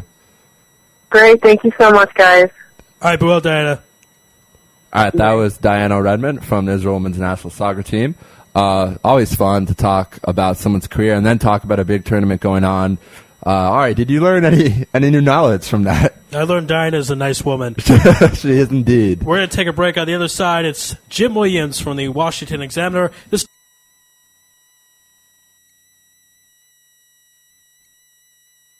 Network in the Middle East, IsraelSportsRadio.com. Body and Soul Gym in the heart of Talpiot. Great machines, excellent staff, and wonderful classes such as Pilates, yoga, and kickboxing. Give them a call at 02-678-8861. Once again, that's 02-678-8861. www.body-soul.co.il. Once again, that's www.body-soul.co.il. That's Body and Soul in the heart of Talpiot, which is great for your body and your soul. You're already using a credit card every day. Why not feel good every time you make a purchase? When using the HAS Advantage Support Israel Visa card, a percentage of each purchase you make will be donated to your choice of 24 Israeli-based charities, while still earning a reward point for every dollar spent. But wait, these rewards are even better than the standard rewards you get, especially when using them towards Israel travel, with the best conversion rate on El Al's Matmeed frequent flyer program. Earn double points at some of your favorite supermarkets and restaurants in the U.S., as well as discounts all over Israel. If you love traveling and supporting Israel, HAS Advantage is the card for you. Just give us a call toll-free at 1-866-6-ISRAEL. Sign up right now with the code ISR10 to earn 2,500 bonus points. That's 1-866-647-7235. HAS Advantage. Earn rewards. Support Israel. Offer valid for U.S. citizens only. Terms and conditions do apply. When dialing from within Israel, please dial 1-800-200-818. Israel Sports Dynamics specializes in football consulting, equipment, uniforms, and more. Great brands such as Nike, Russell Athletics, Shutt Sports Products, and many more. Just one call away. With over 30 years coaching experience with university and professional athletes, Terry Hill, owner of ISD, can advise you for all your sports needs. Call 054-581-3248. That's 054-581-3248, or visit our website at www.isdisrael.com. If that's not easy enough, click on the ISD banner on the Israel Sports Radio website and be part of the game. Are you tired of paying for expensive gym memberships that you don't use? Are you frustrated by not seeing results? It's time for the X1. Israel Gym Systems is proud to launch the X1 suspension and bodyweight training system. Lose weight, build muscle, improve balance, coordination, and flexibility. With your purchase of the X1, you'll receive a free membership to IsraelGym.com and access to our archives of videos and exercise plans. Sign up today at www.israelgym.com and get ready for the new you. Israel Gym X1. Higia Hazman. Okay, back on Louis Live. Great show so far. Very, very good stuff with Diana Redmond. We want to thank her for coming on. Really nice woman, as Ari said. And big games tonight, Portugal, Denmark, and Dutch against the German. I'm going to be rooting for the German because I picked the German to win the tournament. And I don't know, I feel bad for the Dutch. Robin has been screwed so far in his career, especially with losing the Champions League in such a heartbreaking way with Bayern Munich, which is from Germany, which is kind of ironic since he's playing Germany. But it'll be very exciting to see what happens in that match tonight, which starts 9:45 Israel time, 2:45 America time. And if you're listening in South Africa, I think 8:45 South African time. So very, very exciting stuff there. Our next guest, 7-time Emmy Award winner and favorite here at Israel Sports Radio, Jim Williams. He's on the road, so we'll be calling him on his cell phone. And I don't think we've ever done that. I've never done that in my time here. Have you, Ari? No, we haven't. No, not that I can recall. Hate to sound like in court testify, but I'm pretty sure, as I can recall, right. We haven't called him out of cell. Right, and very excited to call him. Ari, how are we going to do this? You want me to start with Euro? You do basketball? How do you want to do this? We'll go with the NBA Finals first. Okay, Ari will start with the NBA Finals, and then I'm going to talk at the end with Jim about the Euro, tonight's matches, and then we'll talk about some other stuff going around the world of sports. And then I'll, of course, ask Jim a question about college basketball because that's how we do it here. Yeah, and he's expecting it, I'm sure. Yeah, he knows it's coming. So here's Jim, though. We're dialing him up right now. Very excited to have him on. Then after that, we're going to take him to 7 Eastern, 7 local time, 12 Eastern. Right? And then we're going to have on a special guest from ESPN. I think it's our 15th person from ESPN, so that's a milestone for us here at Louis Live. MLB insider, Jerry Resnick. We're going to figure out how to pronounce that very soon in the next commercial. But we're dialing up Jim, and NBA Finals last night, a lot of interesting stuff with Mitch Shapiro. Good times talking to him, arguing with him. And here's Jim. Hey, Jim, welcome to Louis. Hey, Jim, welcome to Louis Live on IsraelSportsRadio.com. How you doing out there? I'm fine. How are you? I'm doing great. It's great to have you back on the program. Let's get right into it. The NBA Finals, Game 1 last night in OKC, almost even through 3 quarters, 1 point difference, and then the Thunder take over the fourth quarter, especially Kevin Durant. So the Heat, where do they kind of go from here? I mean, they only really play with 6 guys. We don't see a lot from Mike Miller. We're seeing a lot from anyone else. How can the Heat win with 6 players against this pretty deep Oklahoma City Thunder team?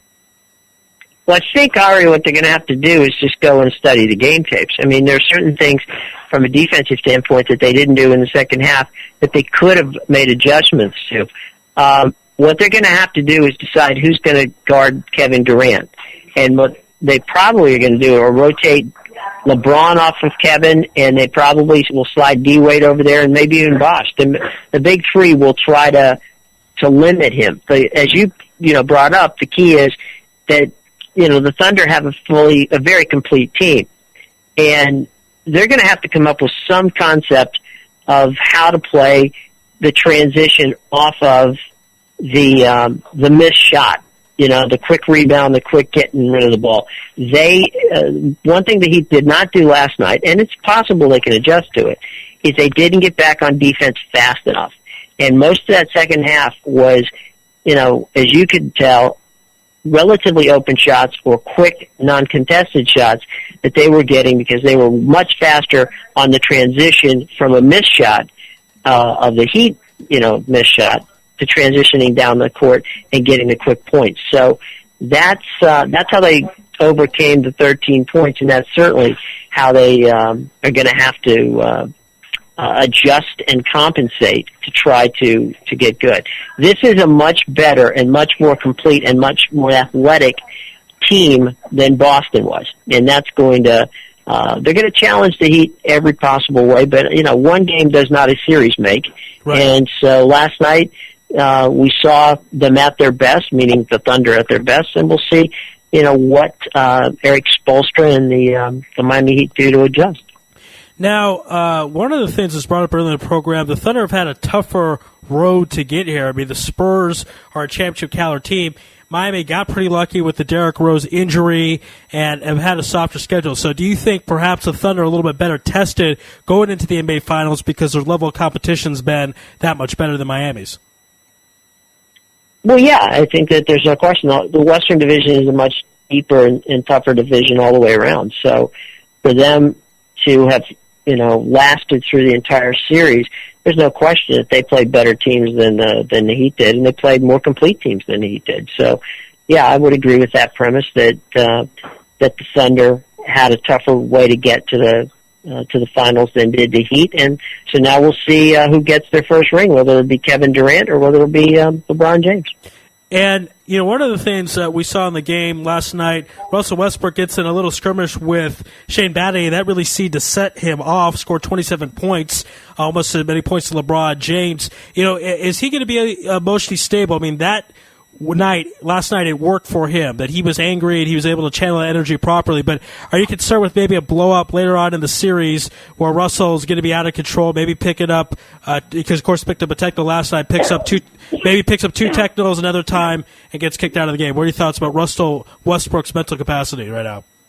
I think Russell Westbrook will be fine. I think that he understands what's on the line here. I think that that whole Thunder team realizes that if they can, channel themselves and get things done for the next 3 games, they need to win 3 more games. They know that, and I think that the mindset is, from Westbrook all the way down to the, last guy on the team, let's do whatever it takes to beat Miami and win this championship. And I think that they're there to deny, they feel that they're the underdog. They feel that the world thinks that LeBron and D-Wade and Chris Bosh are there to, pick up the trophy, and these guys are there to have their pictures taken next to them.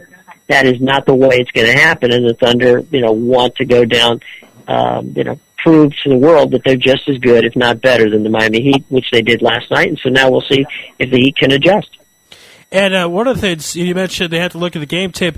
I think they got to get something a little bit more out of Dwayne Wade. I mean, 19 points, I wouldn't say is bad. The 3 turnovers a little high. It seems something is off with Dwayne Wade. 7 for 19, not the greatest percentage we've seen. What's D. Wade got to do to step up his game? Well, let's give a little credit to the Thunder. I mean, they did contest a lot of his shots. I think that part of the problem is that when Wade is, working to get the ball to LeBron or to Bosh or whoever's open, he doesn't, sometimes his shot selection has been a little off because he's been in awkward positions. Well, last night he was in awkward positions. He didn't have the straight-on shots that he normally likes to do. I look for Wade. Wade is probably at his best when he plays that game that drives to the hoop and tries to get the foul, and he'll pick up a lot of his points, as you guys know, are off coming to the basket and getting that foul or getting the and 3. And so I think that that's probably going to be what they're going to do. They're going to try to pick it up a little bit and make him drive to the basket. The problem there is that the front line of the the Thunder is pretty stout, and I think I think what he was trying to do was try to play the outside game to see what that worked, see if it opened up the lanes, and the lanes really never opened for him. Yeah, well said there, and we'll see what happens in Game 2, again, if they can make the adjustment to that. I want to go now to Kendrick Perkins. They made a big deal a few years ago that the Celtics were undefeated with a starting lineup that featured Kendrick Perkins, And in 2009, when they lost to the Magic, they didn't have Kendrick Perkins. He was injured. And then against the Lakers in the finals in 2010, Kendrick Perkins was injured also at the end of the finals. So how much does Kendrick Perkins want to, I don't want to say atone because it wasn't his fault he got injured, but certainly wants to show that he could be an X factor and be a difference between winning an NBA title and not winning an NBA title? Well, I'm sure he does. I mean, he's sure that he is, but you see, he's reduced to a role player at this point. I think he's a good player, but he needs pieces, parts around him. I don't think that he can beat you. I mean, early in his career, he certainly could.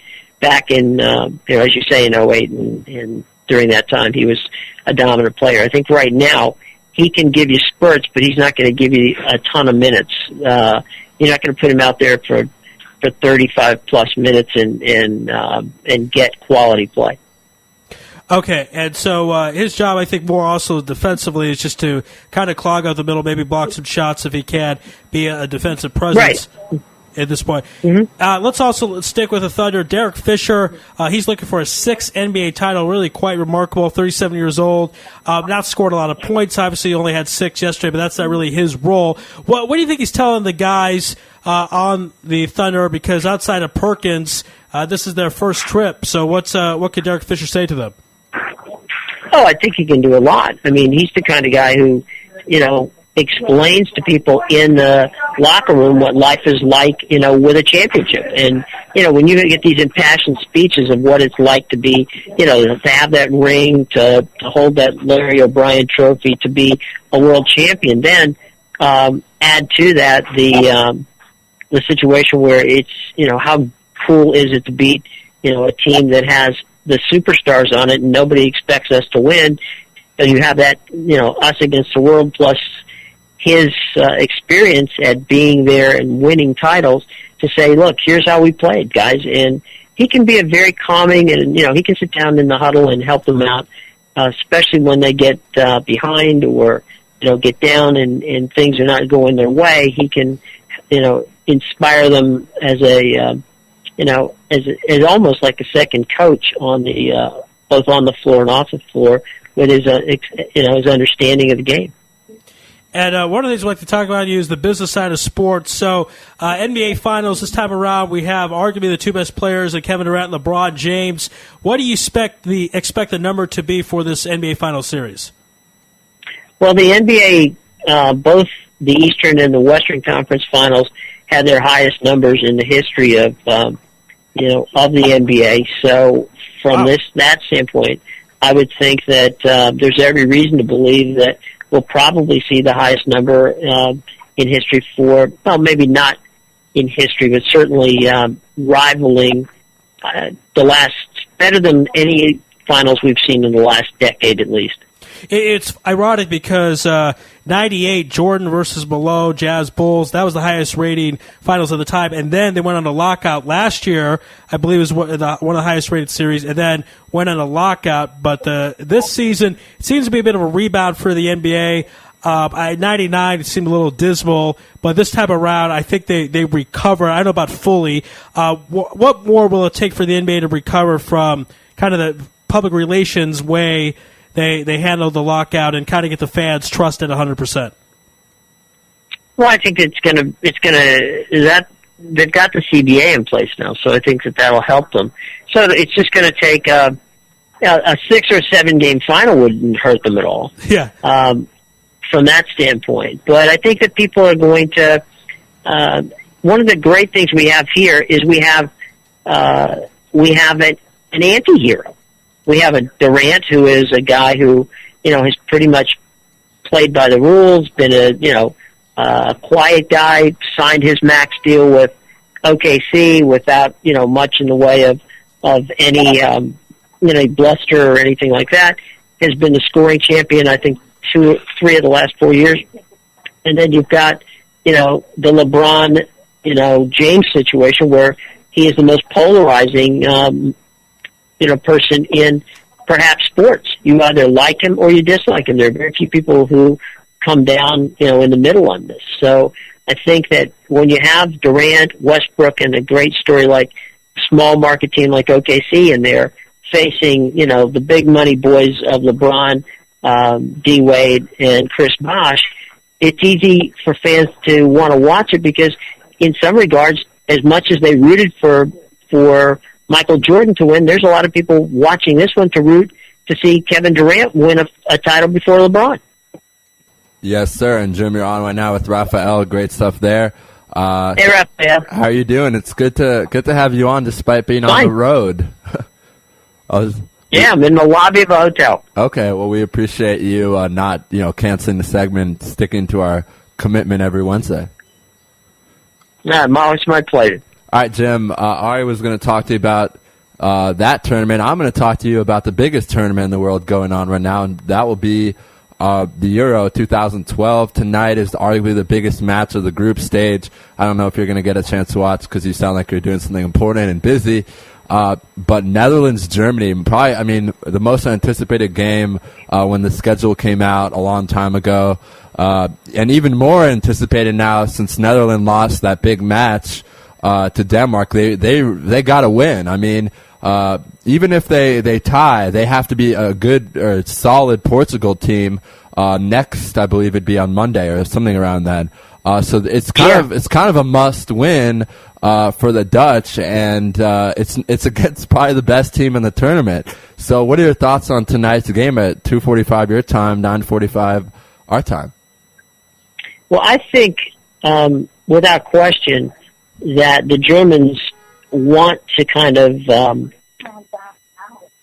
coast a little bit through this stage and win the division, but move to the next level and try to do it without expressing a great deal of energy. So I expect that Germany will, but the opportunity of basically putting the Dutch, for all intents and purposes, not out of the tournament, but certainly in a very bad situation. They would have to win. They would at least have to win 2 games probably to get to that that level. So I'm thinking that the Germans are probably going to put a little extra juice on today and work as hard as they can to knock the Dutch out. Although I do believe at the end of the day that it's either going to be a draw or the Dutch might pull out, say 2-1. Interesting, and something that I've noticed, Jim, throughout the years in big tournaments, and this was brought to attention of one of my British friends here, is that the 2 best teams in the group tend to tie all the time, and that's unfortunately my friend told me this because he bets. He's a huge bettor, gambler, and he told me that if you notice, the 2 best teams in the group always seem to tie the first time they play each other because they're not really trying to win, because the way they see it is that they're the 2 best teams and then they can beat up on the other teams. Obviously, in the last few years, the other teams have gotten better, and in a tournament like the Euro, it's different than in the World Cup, where let's say you have France playing with a team like Honduras. That's obviously, obviously France is favored, but France and England, Ukraine, and Sweden are also good teams. But saying all that, France, England 1-1, Spain, Italy 1-1. A lot of that's going on. So it'll be very interesting to see tonight. I think you made a great point. Germany really just wants to advance. It is a very anticipated match, but it's really not about advancing for Germany. It's about, going deep in the tournament. So they'd probably be fine with the point. But I don't know. Right, David, like it. Yeah, absolutely. There's no urgency on Germany's part. As I said, get to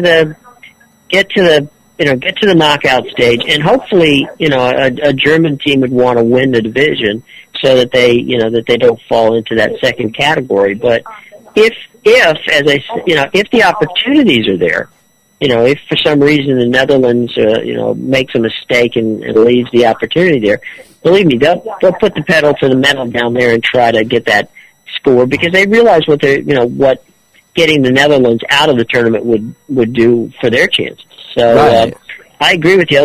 If you look at the France game against England, once England got their goal, they pretty much played 9 guys back. It was all the French had a heck of a time getting through through the defense, because everybody played on the second on the back half of the field. So from that standpoint, That's what you're going to see in the first few games, as you say, and I 100% agree with you. Until we get to the knockout round, when you really have to play, full bore, because otherwise, when you lose, you're out. Right, exactly. And no, it was a great point, Jim. Watching that France-England game, it was kind of just like once England scored, obviously England has had a trillion injuries. Just injuries and controversy are never a good thing in any sport, but in soccer it seems to be even worse than other sports. Hodgson was hired about 6 weeks ago. Coach Redknapp from Tottenham, Harry, was speculated to be the manager for it seems like half a year, and then at the last minute they decided not to take him. But yeah, once England scored, it was kind of like, wow, did that just happen? Because France is a very strong team, and then as you said, they just wanted a tie. They were more than happy with a tie, they wanted to win, obviously 1-0, but still a tie against the French team was a very good thing for the British team. Your point, Raphael, is great, because what happened is they got in there. They haven't had a lot of time to practice, so their goal is to play as tight as possible and play counterattack. So if you make a mistake, their goal is to basically try to score on counterattacks, but defense first and defense foremost. And you're gonna see a lot of 1-0, 1-1. I mean, that's England's way to advance. England's way to advance is to play defense first. Try to keep you off the score sheet if at all possible. If they can't keep you off the score sheet, keep it low, because they're not going to score a lot of goals. I mean, they don't have a lot of star, strikers on that team. There's not a lot of goal scorers on that team. But there's a lot of good midfielders and a lot of good defenders. So they can, England's road to the knockout round, at least, is to keep the score low and try to keep people off the score sheet. And if they can, take it a 0-0 draw, if they can take it 1-1, if they can take it 1-0, that's what they'll go for. Right, and of course they will be getting Wayne Rooney back for the third match. I think their goal, this from what I've understood from talking to a lot of British fans and reading a lot of newspapers there, is the goal is to put themselves in a position for in that third match to have a chance to advance, have Rooney kind of come in and really go kind of change their attack or change their strategy and start attacking more and putting Rooney in the position to lead them to the knockout stage. Because with all the injuries and with all the stuff that's been going on this year, going to the knockout stage would be a good thing. I mean, for the first time in a long time, the British media is not overhyping this team. They're not saying that they're so good. They're not saying they're favored to win. They're not saying any of that. So just getting, to the final knockout stages, I think would be a big thing for them. So their next match is on Friday, I believe. And so it'll be very interesting, to see what happens there. I was talking, Jim, to a couple of my friends in the States who've been watching, of course, the tournament on ESPN. And I wanted to get your thoughts on having, a former legend in Germany, Michael Ballack, on doing broadcasting with Alexi Lalas. It seems to me kind of, I don't know what the best word is, but just, it's been very, I've watched a couple of glimpses on The Odd Couple. And there's times where you can tell, and I mean, no disrespect to Alexi, that Michael's just pissed off at what Lalas is saying. But at the same time, I'm pretty sure that Alexi said that the Dutch would lose to Denmark. So who knows about that? But can you give your thoughts on those two being put together to broadcast or to do the pregame for the tournament? Well, I think the fun part of it is that, for instance, when we talked about the British situation where they tied against the French, Alexi was cool with the way they did it. I mean, he said, look, they got a goal and they basically put up a picket fence, right. And we're not gonna let you score anymore. We're happy with a 1-1 tie.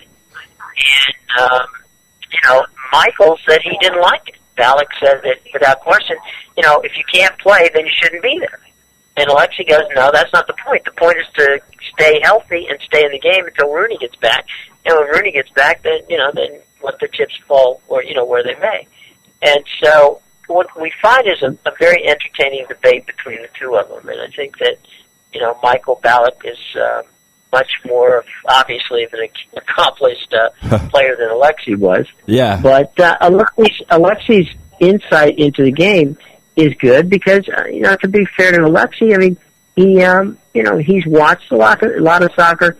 He's played a lot of soccer on an international level, and so his insights into the game should not be dismissed. And Michael Ballack, of course, has the credentials to prove that he's certainly worthy of listening to what he has to say, certainly as well. Right, and a lot of the time, it's kind of funny. I've noticed this is all the superstar players that go into broadcasting are the ones that don't do that well, and the ones who were, not even to say Alexi was a bench player, because he was a star player, an important player on the '94 World Cup team, and when the World Cup was in America and all that. So I'm not saying that Alexi isn't, shouldn't be respectable. But at the same time, you compare a German soccer star to an American soccer star, and no disrespect to America, but the German soccer star is going to get more hype. This is a guy who's played not only for the German national team, but for some of the best teams in the world. But still, I think it's been interesting. Obviously, I don't get to watch the pregame hoopla here because we get our Israeli guys who just blah blah blah blah. It's very entertaining. I'll give them that. All right. My good friend Bob Weed does a wonderful job of playing referee in between the two of them. Right. It's very good natured. They are very good friends, and I think that's part of it, that they can bust on each other as good friends can bust on each other. Yeah, no, I think it's good, and I know that in the last few years, there's been more attention from the Americans about, wanting to watch the Euro and wanting to watch the World Cup, where for a while it used to be just the soccer fans would watch it, but now it's like the average American seems to enjoy watching Italy, Spain, and all that kind of stuff. And we've actually... I will tell you that the first round of the tournament, the first weekend of the tournament, outrated the Stanley Cup Finals. Interesting. Wow. That's a bit interesting stat. And the Stanley Cup Finals is supposed to be something that even, especially with it being American teams this year, no Canadian teams involved, interesting. And especially two big markets, L.A. metropolitan area is millions, and New York, New Jersey metropolitan area also millions. So, Jim, we can always count on you to give us those kinds of stats. And I think it'll be a very exciting match tonight. I agree with you. I think either the Dutch will win or it will be a tie, because I don't know. I just don't really see the Dutch losing and getting out of the tournament this early. I think there needs to be kind of hoopla for that third game. We don't. It's bad for the tournament if the Dutch. They've got 2 games they can catch up if they can draw with Germany today and still come out of this as the number 2 team in the field. Right. And that's all. At the very worst, that's fine. They can't lose today. That would be a problem. They've got to come up with something on the score sheet. I mean, they cannot come off of this with a clean sheet, because that's not going to help them. Right. No, you're right. I mean, if they do lose today, they obviously they can't. I guess theoretically they can't advance in the third match if really the other teams play poorly and they somehow can advance with 3 points on goal differential. That's really the only way it would happen. They'd have to probably beat Portugal 5-0, and they're definitely a team that's capable of doing it. So we'll see what happens, and we have about 2 minutes left before we're calling Jerry Krasnick. Actually, Jim, I was hoping you could maybe help us out with the pronunciation for that. We're having ESPN MLB Insider. I think, is it Jerry Krasnick? Do you know? Jerry Krasnick. Jerry Krasnick. Okay, exciting. So we're having him on in 2 minutes. But I want to just kind of recap everything we're saying. And I want to get your, I guess, prediction based off the first, now it's a week plus of the tournament. Who do you think is going to win? I still think it's Germany's to lose. Okay. But don't count out France, and obviously, Spain will. I'll put it this way: whoever beats Spain in the knockout round wins. Interesting, and you know what? I've been Italy's my team, and everyone's been calling me crazy. And that's fine with that. I'm used to that already. But I like this Italian team. I don't know why. It's very weird. When I watched them play against Spain, the headline in the New York Times the next day was Spain outduels Italy. But I didn't get that impression at all. Italy had a lot of great attacking attacks. And if Mario Balotelli doesn't play like an idiot, which he does a lot, if he plays the way he should, this is a very dangerous team. What are your thoughts on Italy, Jim? Well, I think the Italian team is fun, right? And the only thing, the good news, bad news situation with Italy is that they're undisciplined, and that's sometimes a good news thing because you don't know what the heck's going to happen, and the bad news is you don't know what's going to happen. So I think that tremendous entertaining situation. And the real galvanizing aspect of this, of course, is what has happened in Italy. They've been embarrassed by, the scandal, and in much regard, the same way that the French have been,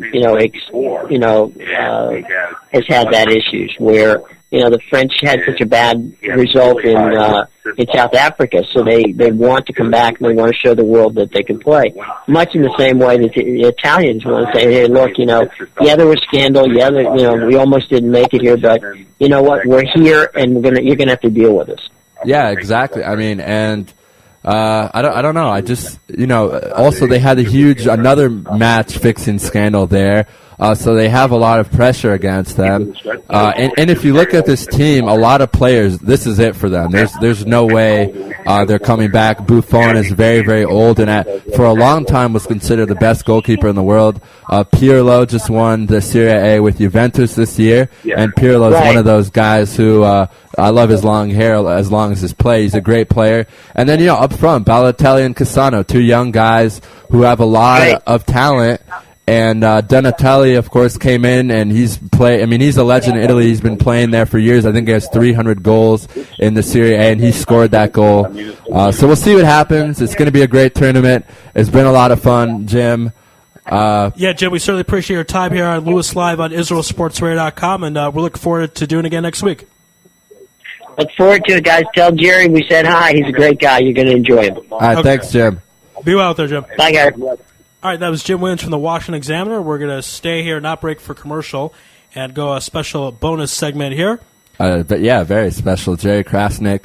I thought it was Krasnick. I guess sometimes, Ari, when you look at someone's name, it looks intimidating, but then it's just the way it sounds. Kind of like Jason Blesnick. Interesting.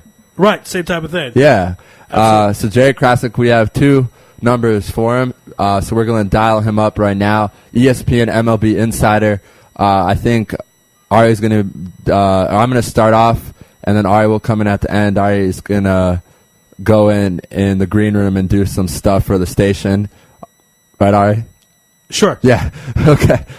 And a lot of exciting stuff to talk about. We have 15 minutes to talk with him, so I don't know. Obviously, maybe Ari will start off with the Grand Slam. Hello. Hi, Jerry. This is Ari Louis with Louis Live and IsraelSportsRadio.com. How you doing out there? I'm good. How are you? Doing great. It's a pleasure to have from ESPN Jerry Krasnick. And let's get into record-tying moment, excuse me. Alex Rodriguez with his 23rd Grand Slam, tying Lou Gehrig on the list there. What do we do with this record? We know that Alex Rodriguez has taken steroids in the past. Do we still appreciate the achievement of the 23 Grand Slams? Yeah, I guess you can appreciate it. I mean, I think a lot of these power numbers have been devalued, and there's certainly some bigger ticket accomplishments, namely Barry Bonds' all-time home run record that people tend to look at askance. So, I think it's just a question of your personal beliefs or orientation on it. If you think that the use of performance enhancers has cheapened it, that's certainly your right to do so. We don't see as many of these things as we did, obviously, 10 years ago, in the Wild West days of PED performance. So, but I think Alex Rodriguez as a whole, probably a lot of his accomplishments are going to be looked at as a bit tarnished because of his admission that he used performance enhancers in Texas, and this Grand Slam mark is no different from any of the other home run achievements that he's going to set. Hi, Jerry. It's Raphael. Thank you for coming on. A lot of good stuff to talk about. I started off with that, and I want to talk to you a little bit about the AL East, my favorite division, being a long-time Blue Jay fan. It's been difficult the last 19 years, but still keeping the faith. And I want to talk about the two big teams in this division, the Yankees, Red Sox. We've asked this question, I think, to every single baseball guest we've had. Was Bobby V the right decision at the end of the day for this Red Sox team? Well, I was probably in the no camp, I think, to start the season. I just feel like in a market like Boston or New York, I like your guys like Joe Torre or Terry Francona, who are going to take potentially inflammatory situations and kind of minimize the damage. When things erupt, those little brush fires, they're going to be quick to put them out. And I think Bobby V is sort of the opposite, personality kind of guy. He seems to be a guy who sometimes likes to almost create controversy. I think he thrives on it, and made me think that maybe he's not the greatest fit for Boston, especially the way some of the things happened early in the year with the Euclid situation and some other things. But just from watching him, I think he's a very, very smart guy, and I think he's probably, he's got the drill there now. I think he's adapted a little bit, sort of like Ozzie Guillen has down in Florida. They got in trouble a little bit early, and I think they're smart enough to say, you know what, if things are going well, then I'll kind of keep my mouth shut, and I'll pick my spots, and I'll criticize umpires if I have to, or that sort of thing. So, I guess in short, I wasn't a big fan of the whole Bobby V Boston marriage at the beginning, but from watching the way he's handled himself, I think he's getting more comfortable, and but the arrangement probably will get better as it goes along. Right, and the pretty dismal season, 30-32, 6.5 out. But let's be honest, it could be a lot worse. And something that I've always, I'm not hoping for this because I'm a Blue Jay fan, but taking the Blue Jay fan aside and being in sports, this team could be very dangerous if, and really the key is if Ellsbury can go back healthy, Carl Crawford, no one really knows what's going on with that wrist. I've heard a lot of different things from different people. And John Lackey, of course, out for the year with Tommy John. Bobby Jenks, who was brought in to be like one of those very good relievers, has had back problems. So David Ortiz, is hitting 380, 390. That's back now to a normal 300. So what should we expect going forward with this team? As I mentioned, 30-32, 6.5 out, lost 7 out of their last 10. What do you think we should expect come, let's say, August 15th, September 1st? Well, I'm just not sure they have the guns in the pitching rotation, and Buchholz has really started to pitch better, and, a lot of it depends on what they're going to get out of Lester and Beckett. That's their big three, and they need those guys to pitch well, because then you can kind of patch around them, and didn't quite work out with Bard in the rotation, and, Felix Dubron is in the rotation. To me, it doesn't stack up with some of the elite teams, and, even when they get back, if they could get back, Crawford or, Ellsbury or whatever, the guys that they have injured, I don't know that they have the pitching to compete with some of these other clubs. That being said, I don't know that anybody else in the division really has a super dominant rotation either. And it might allow them to hang around a while. I just think this addition of the Red Sox with their injuries and some of their deficiencies, I look at them and I think they're probably one of those maybe 86 to 89 win teams, and with 5 playoff spots open, I don't think that's going to quite get it done this year. Right. You know what? I gotta say this, because when we had Jason Stark on, I kind of battled with him for 5 minutes about my Blue Jays, because I don't get why isn't there more love for our pitching staff? In my opinion, it's one of the best in the majors, but for some reason, or let me rephrase that. It's one of the best talent-wise. Maybe not the talent hasn't fully developed yet, but very young, very. I don't know. Guys like Brandon Morrow, 17 strikeout, 1 hitter last year. Kyle Drabek, who we got from Halladay, Ricky. What do you think of the Blue Jay bullpen? Do you think it can kind of get stronger throughout the year? And what are your thoughts on the bullpen or the starting pitching of the Toronto Blue Jays? Well, Brandon Morrow is one of these guys who obviously on any given day can be very dominant, as can Romero, as can Drebeck. I think they have that ability, but, I look at a team like the Orioles, and they brought up, and the Blue Jays guys have been better than the Orioles guys, but you look at these guys like Brian Mattis or Arrieta or Chris Tillman, that they've been hyping, and, just from talking to people, that's a tough division to kind of nurture a young pitcher. You don't see too many young guys who come into the American League East and kind of burn it up. I think the one exception to that is Tampa, where you have a David Price or a Hellickson or, even Matt Moore this year is struggling a little bit. So, I think that's one of the problems that the Jays have is they don't really have that. I know Romero is sort of their top of the rotation guy, but even he's reasonably young. Yeah. The young guys haven't sort of had a couple of veterans to provide cover for them as they grow. I think they've been forced to sort of, carry the team in a really tough division, and you're going to take good lumps. There's a learning curve in that division, and, I think it's to be expected. They've done pretty well, but, to blaze through when you're playing the Yankees and the Red Sox and the Jays and now the Orioles, you're playing these teams, close to 80 times a year. Right. It's pretty tough. There aren't a lot of breathers like there are in some of the other divisions. Right. That's a great point. And speaking of the Orioles, it's good to see them succeeding. I mean, you got to be happy about it. And before the season start, we've had a lot of guests on from Baltimore area sports radio, and we've always said to them, when exactly are we going to see Adam Jones blossom? When are we going to see Nick Markakis kind of lead their team? Because these guys have been on the team for 6. I think this is their 6th year. Markakis had the monster deal before, and of course Adam Jones just signed it. He's had a great year. I mean, if you take out Hamilton, let's say he just got injured for the rest of the year, I think Adam Jones right now, in my opinion, is the AL MVP for what he's been able to do for this club. So can you talk a little bit about why the Orioles have been able to be so successful? 1 game out, 9 games over 500 going into, middle of June, July. That's not bad for this franchise.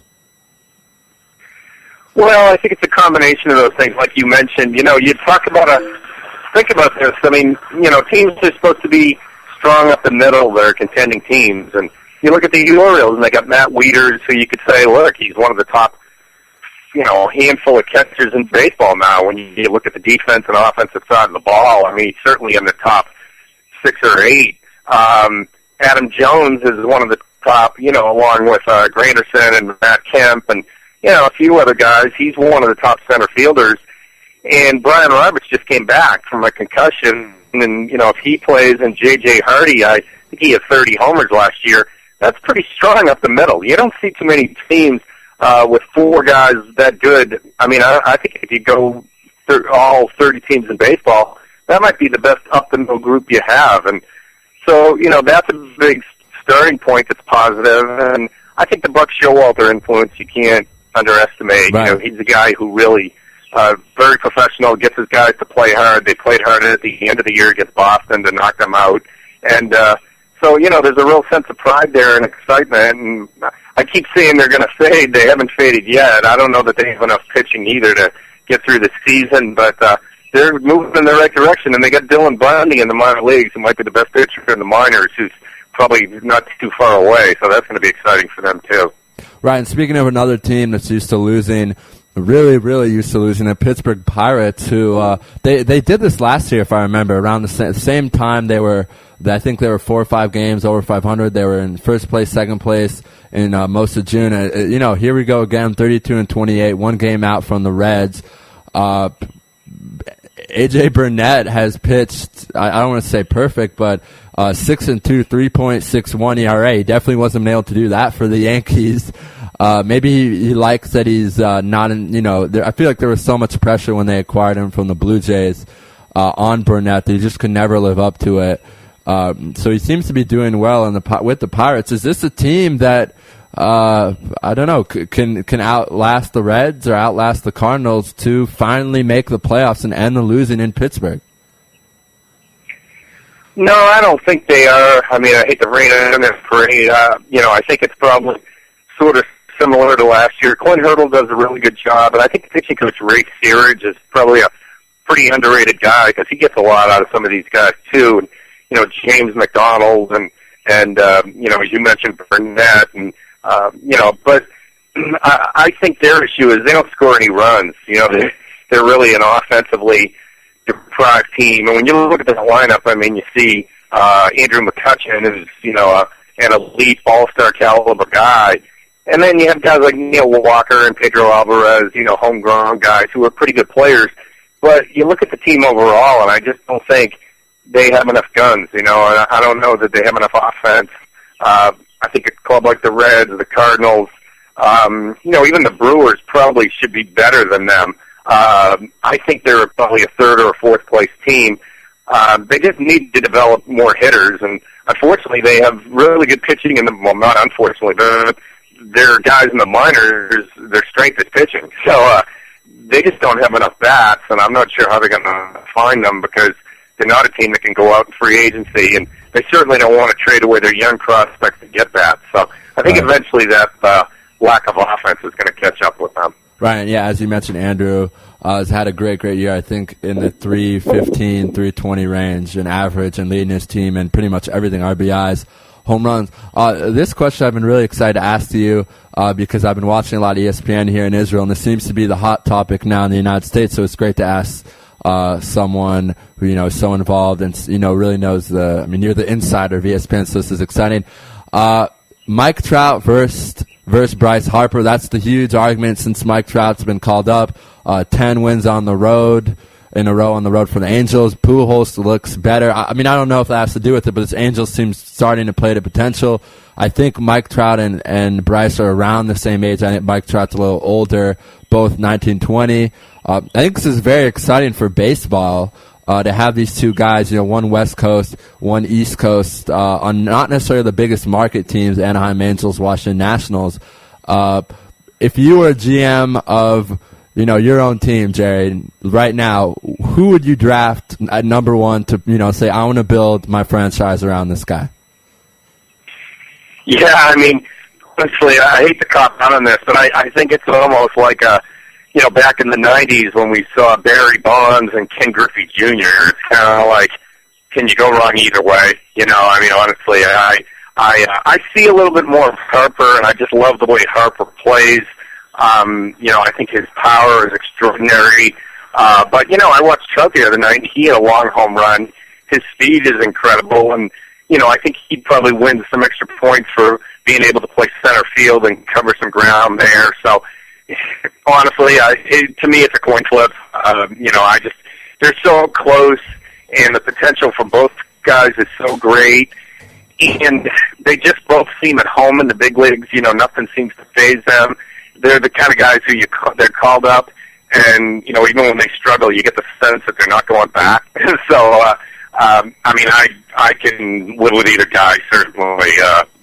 My only concern with Harper is he seems to play so hard. Right. You almost wonder, it's like, is this kid going to run through a wall or do something and get hurt, Right. But his power is just amazing, and, I went and covered a game recently and talked to some of the veteran players on the team, in Washington, and they all love the kid just with the way he absorbs and learns and plays hard every single day. So, again, I hate to sort of skirt your question, but these two guys are both potential superstars and 12 to 15 time All-Stars, I think. So I'm happy with either one of them.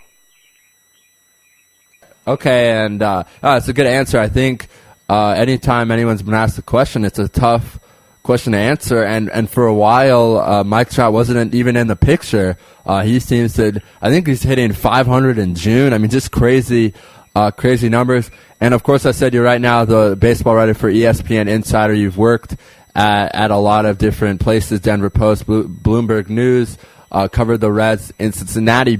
But I was preparing for the interview. One of the most interesting things that you've done is you've written a book called License to Deal, which is about a guy who left a job as a CEO to become a baseball agent, which I did a lot more research about. Obviously, I want you to talk more about the book and how you got the idea. It's such a random, it's such a great, interesting story. It'd be really great to hear how you decided to come up with it.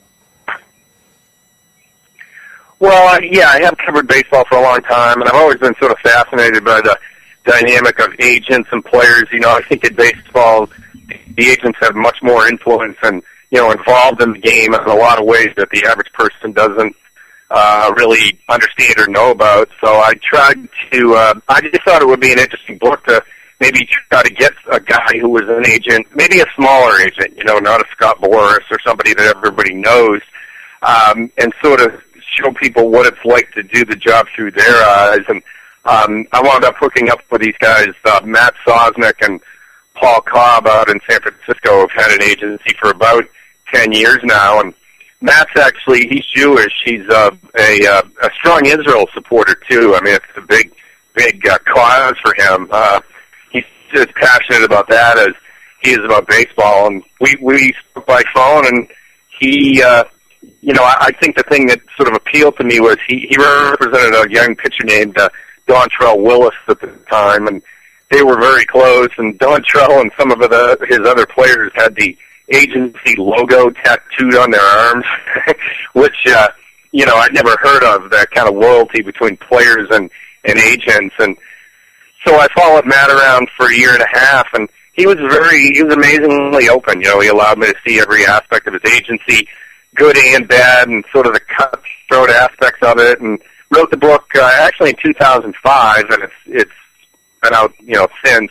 It wasn't Moneyball-esque. I mean, it didn't sell a ton of copies, but it did, I think, within the baseball community, open some eyes, and I've gotten some good feedback from front office people and other agents about how it presents a side of the game that a lot of people don't see.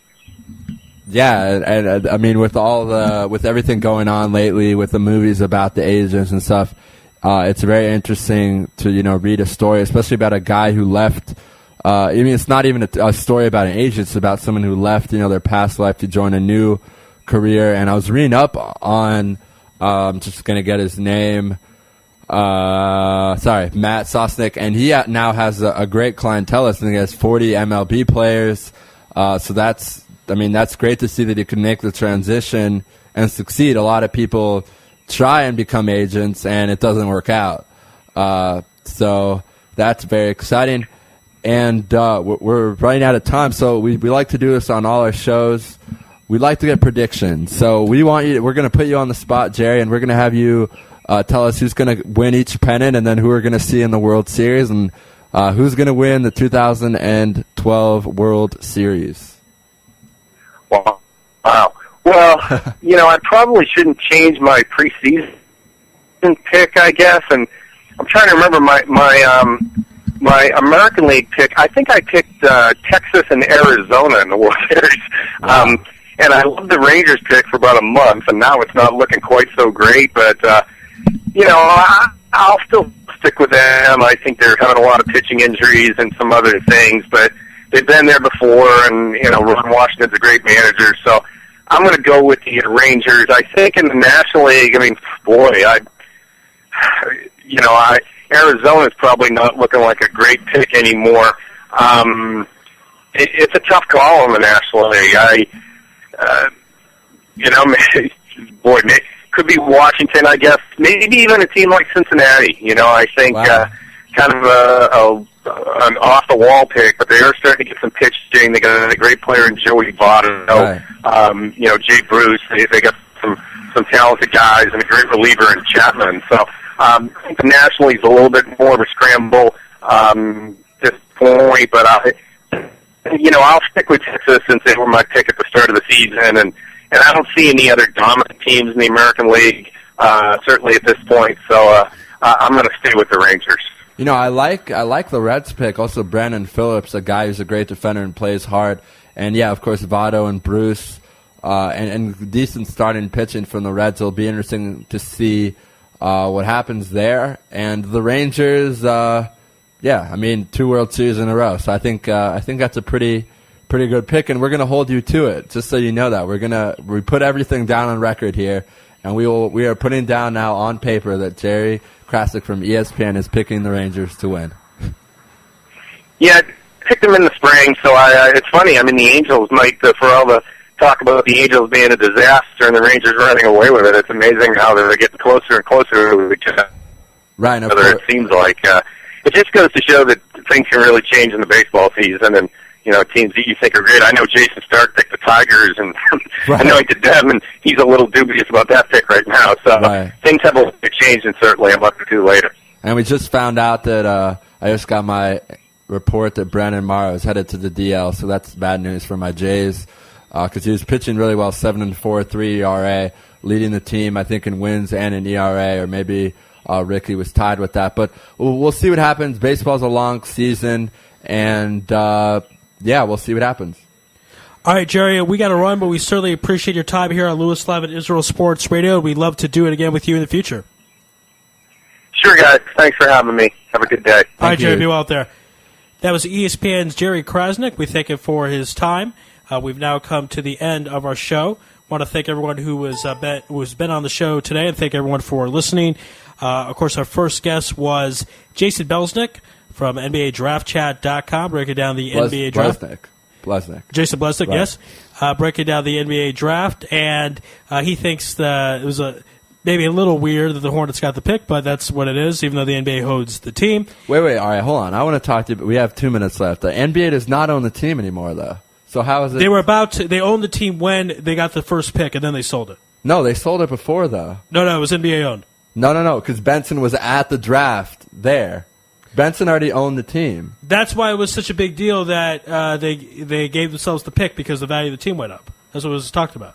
No, but I don't. Everyone's been saying, but if Benson already owned the team, then how did they give it away to him? You mean because they owned the team before? Let's check this out 1 second. Because Benson was at the draft with his wife. Yeah, he was there. He was just there because he was about to buy the team, but the sale hadn't been finalized yet. Oh, I thought that the team. No, it's the owner, Tom Benson. He owns it now, but the deal hadn't been finalized. Are you sure? Yeah, I'm pretty sure. All right, I don't know. I don't think that's true, but I'll love to argue. That's what we do. Anyway, sorry. Go ahead. I wanted to say it earlier, but I was just curious. We can talk about off air later. Okay, then of course Mitch Shapiro was on the program as well, and we thank Mitch for his time. Dinah Redmond from the Israeli national women's soccer team. Jim Williams for the Washington Examiner, 7-time Emmy Award winner, and we capped the show off with ESPN's Jerry Krasnick. Right, ESPN insider, MLB insider reporter, writes a lot of stuff. He's a guy that I'm pretty sure you have to pay $2.99 to read. Yeah, and it came out for free, so it was pretty cool. Right. Okay, so stay tuned tomorrow. We're going to be on, we'll have Lori Bronstone tomorrow, much more. Right, just to add on to that, Mark Serber, Cub Union from ESPN Denver, and Mark Serber from Fox Sports, and another NBA Draft segment with Joe Kotach from NBA Draft. I think he's an NBA Draft guy, so we'll talk to him. And, good stuff next Tuesday. Again, to remind everyone, please tune in. It's a huge show.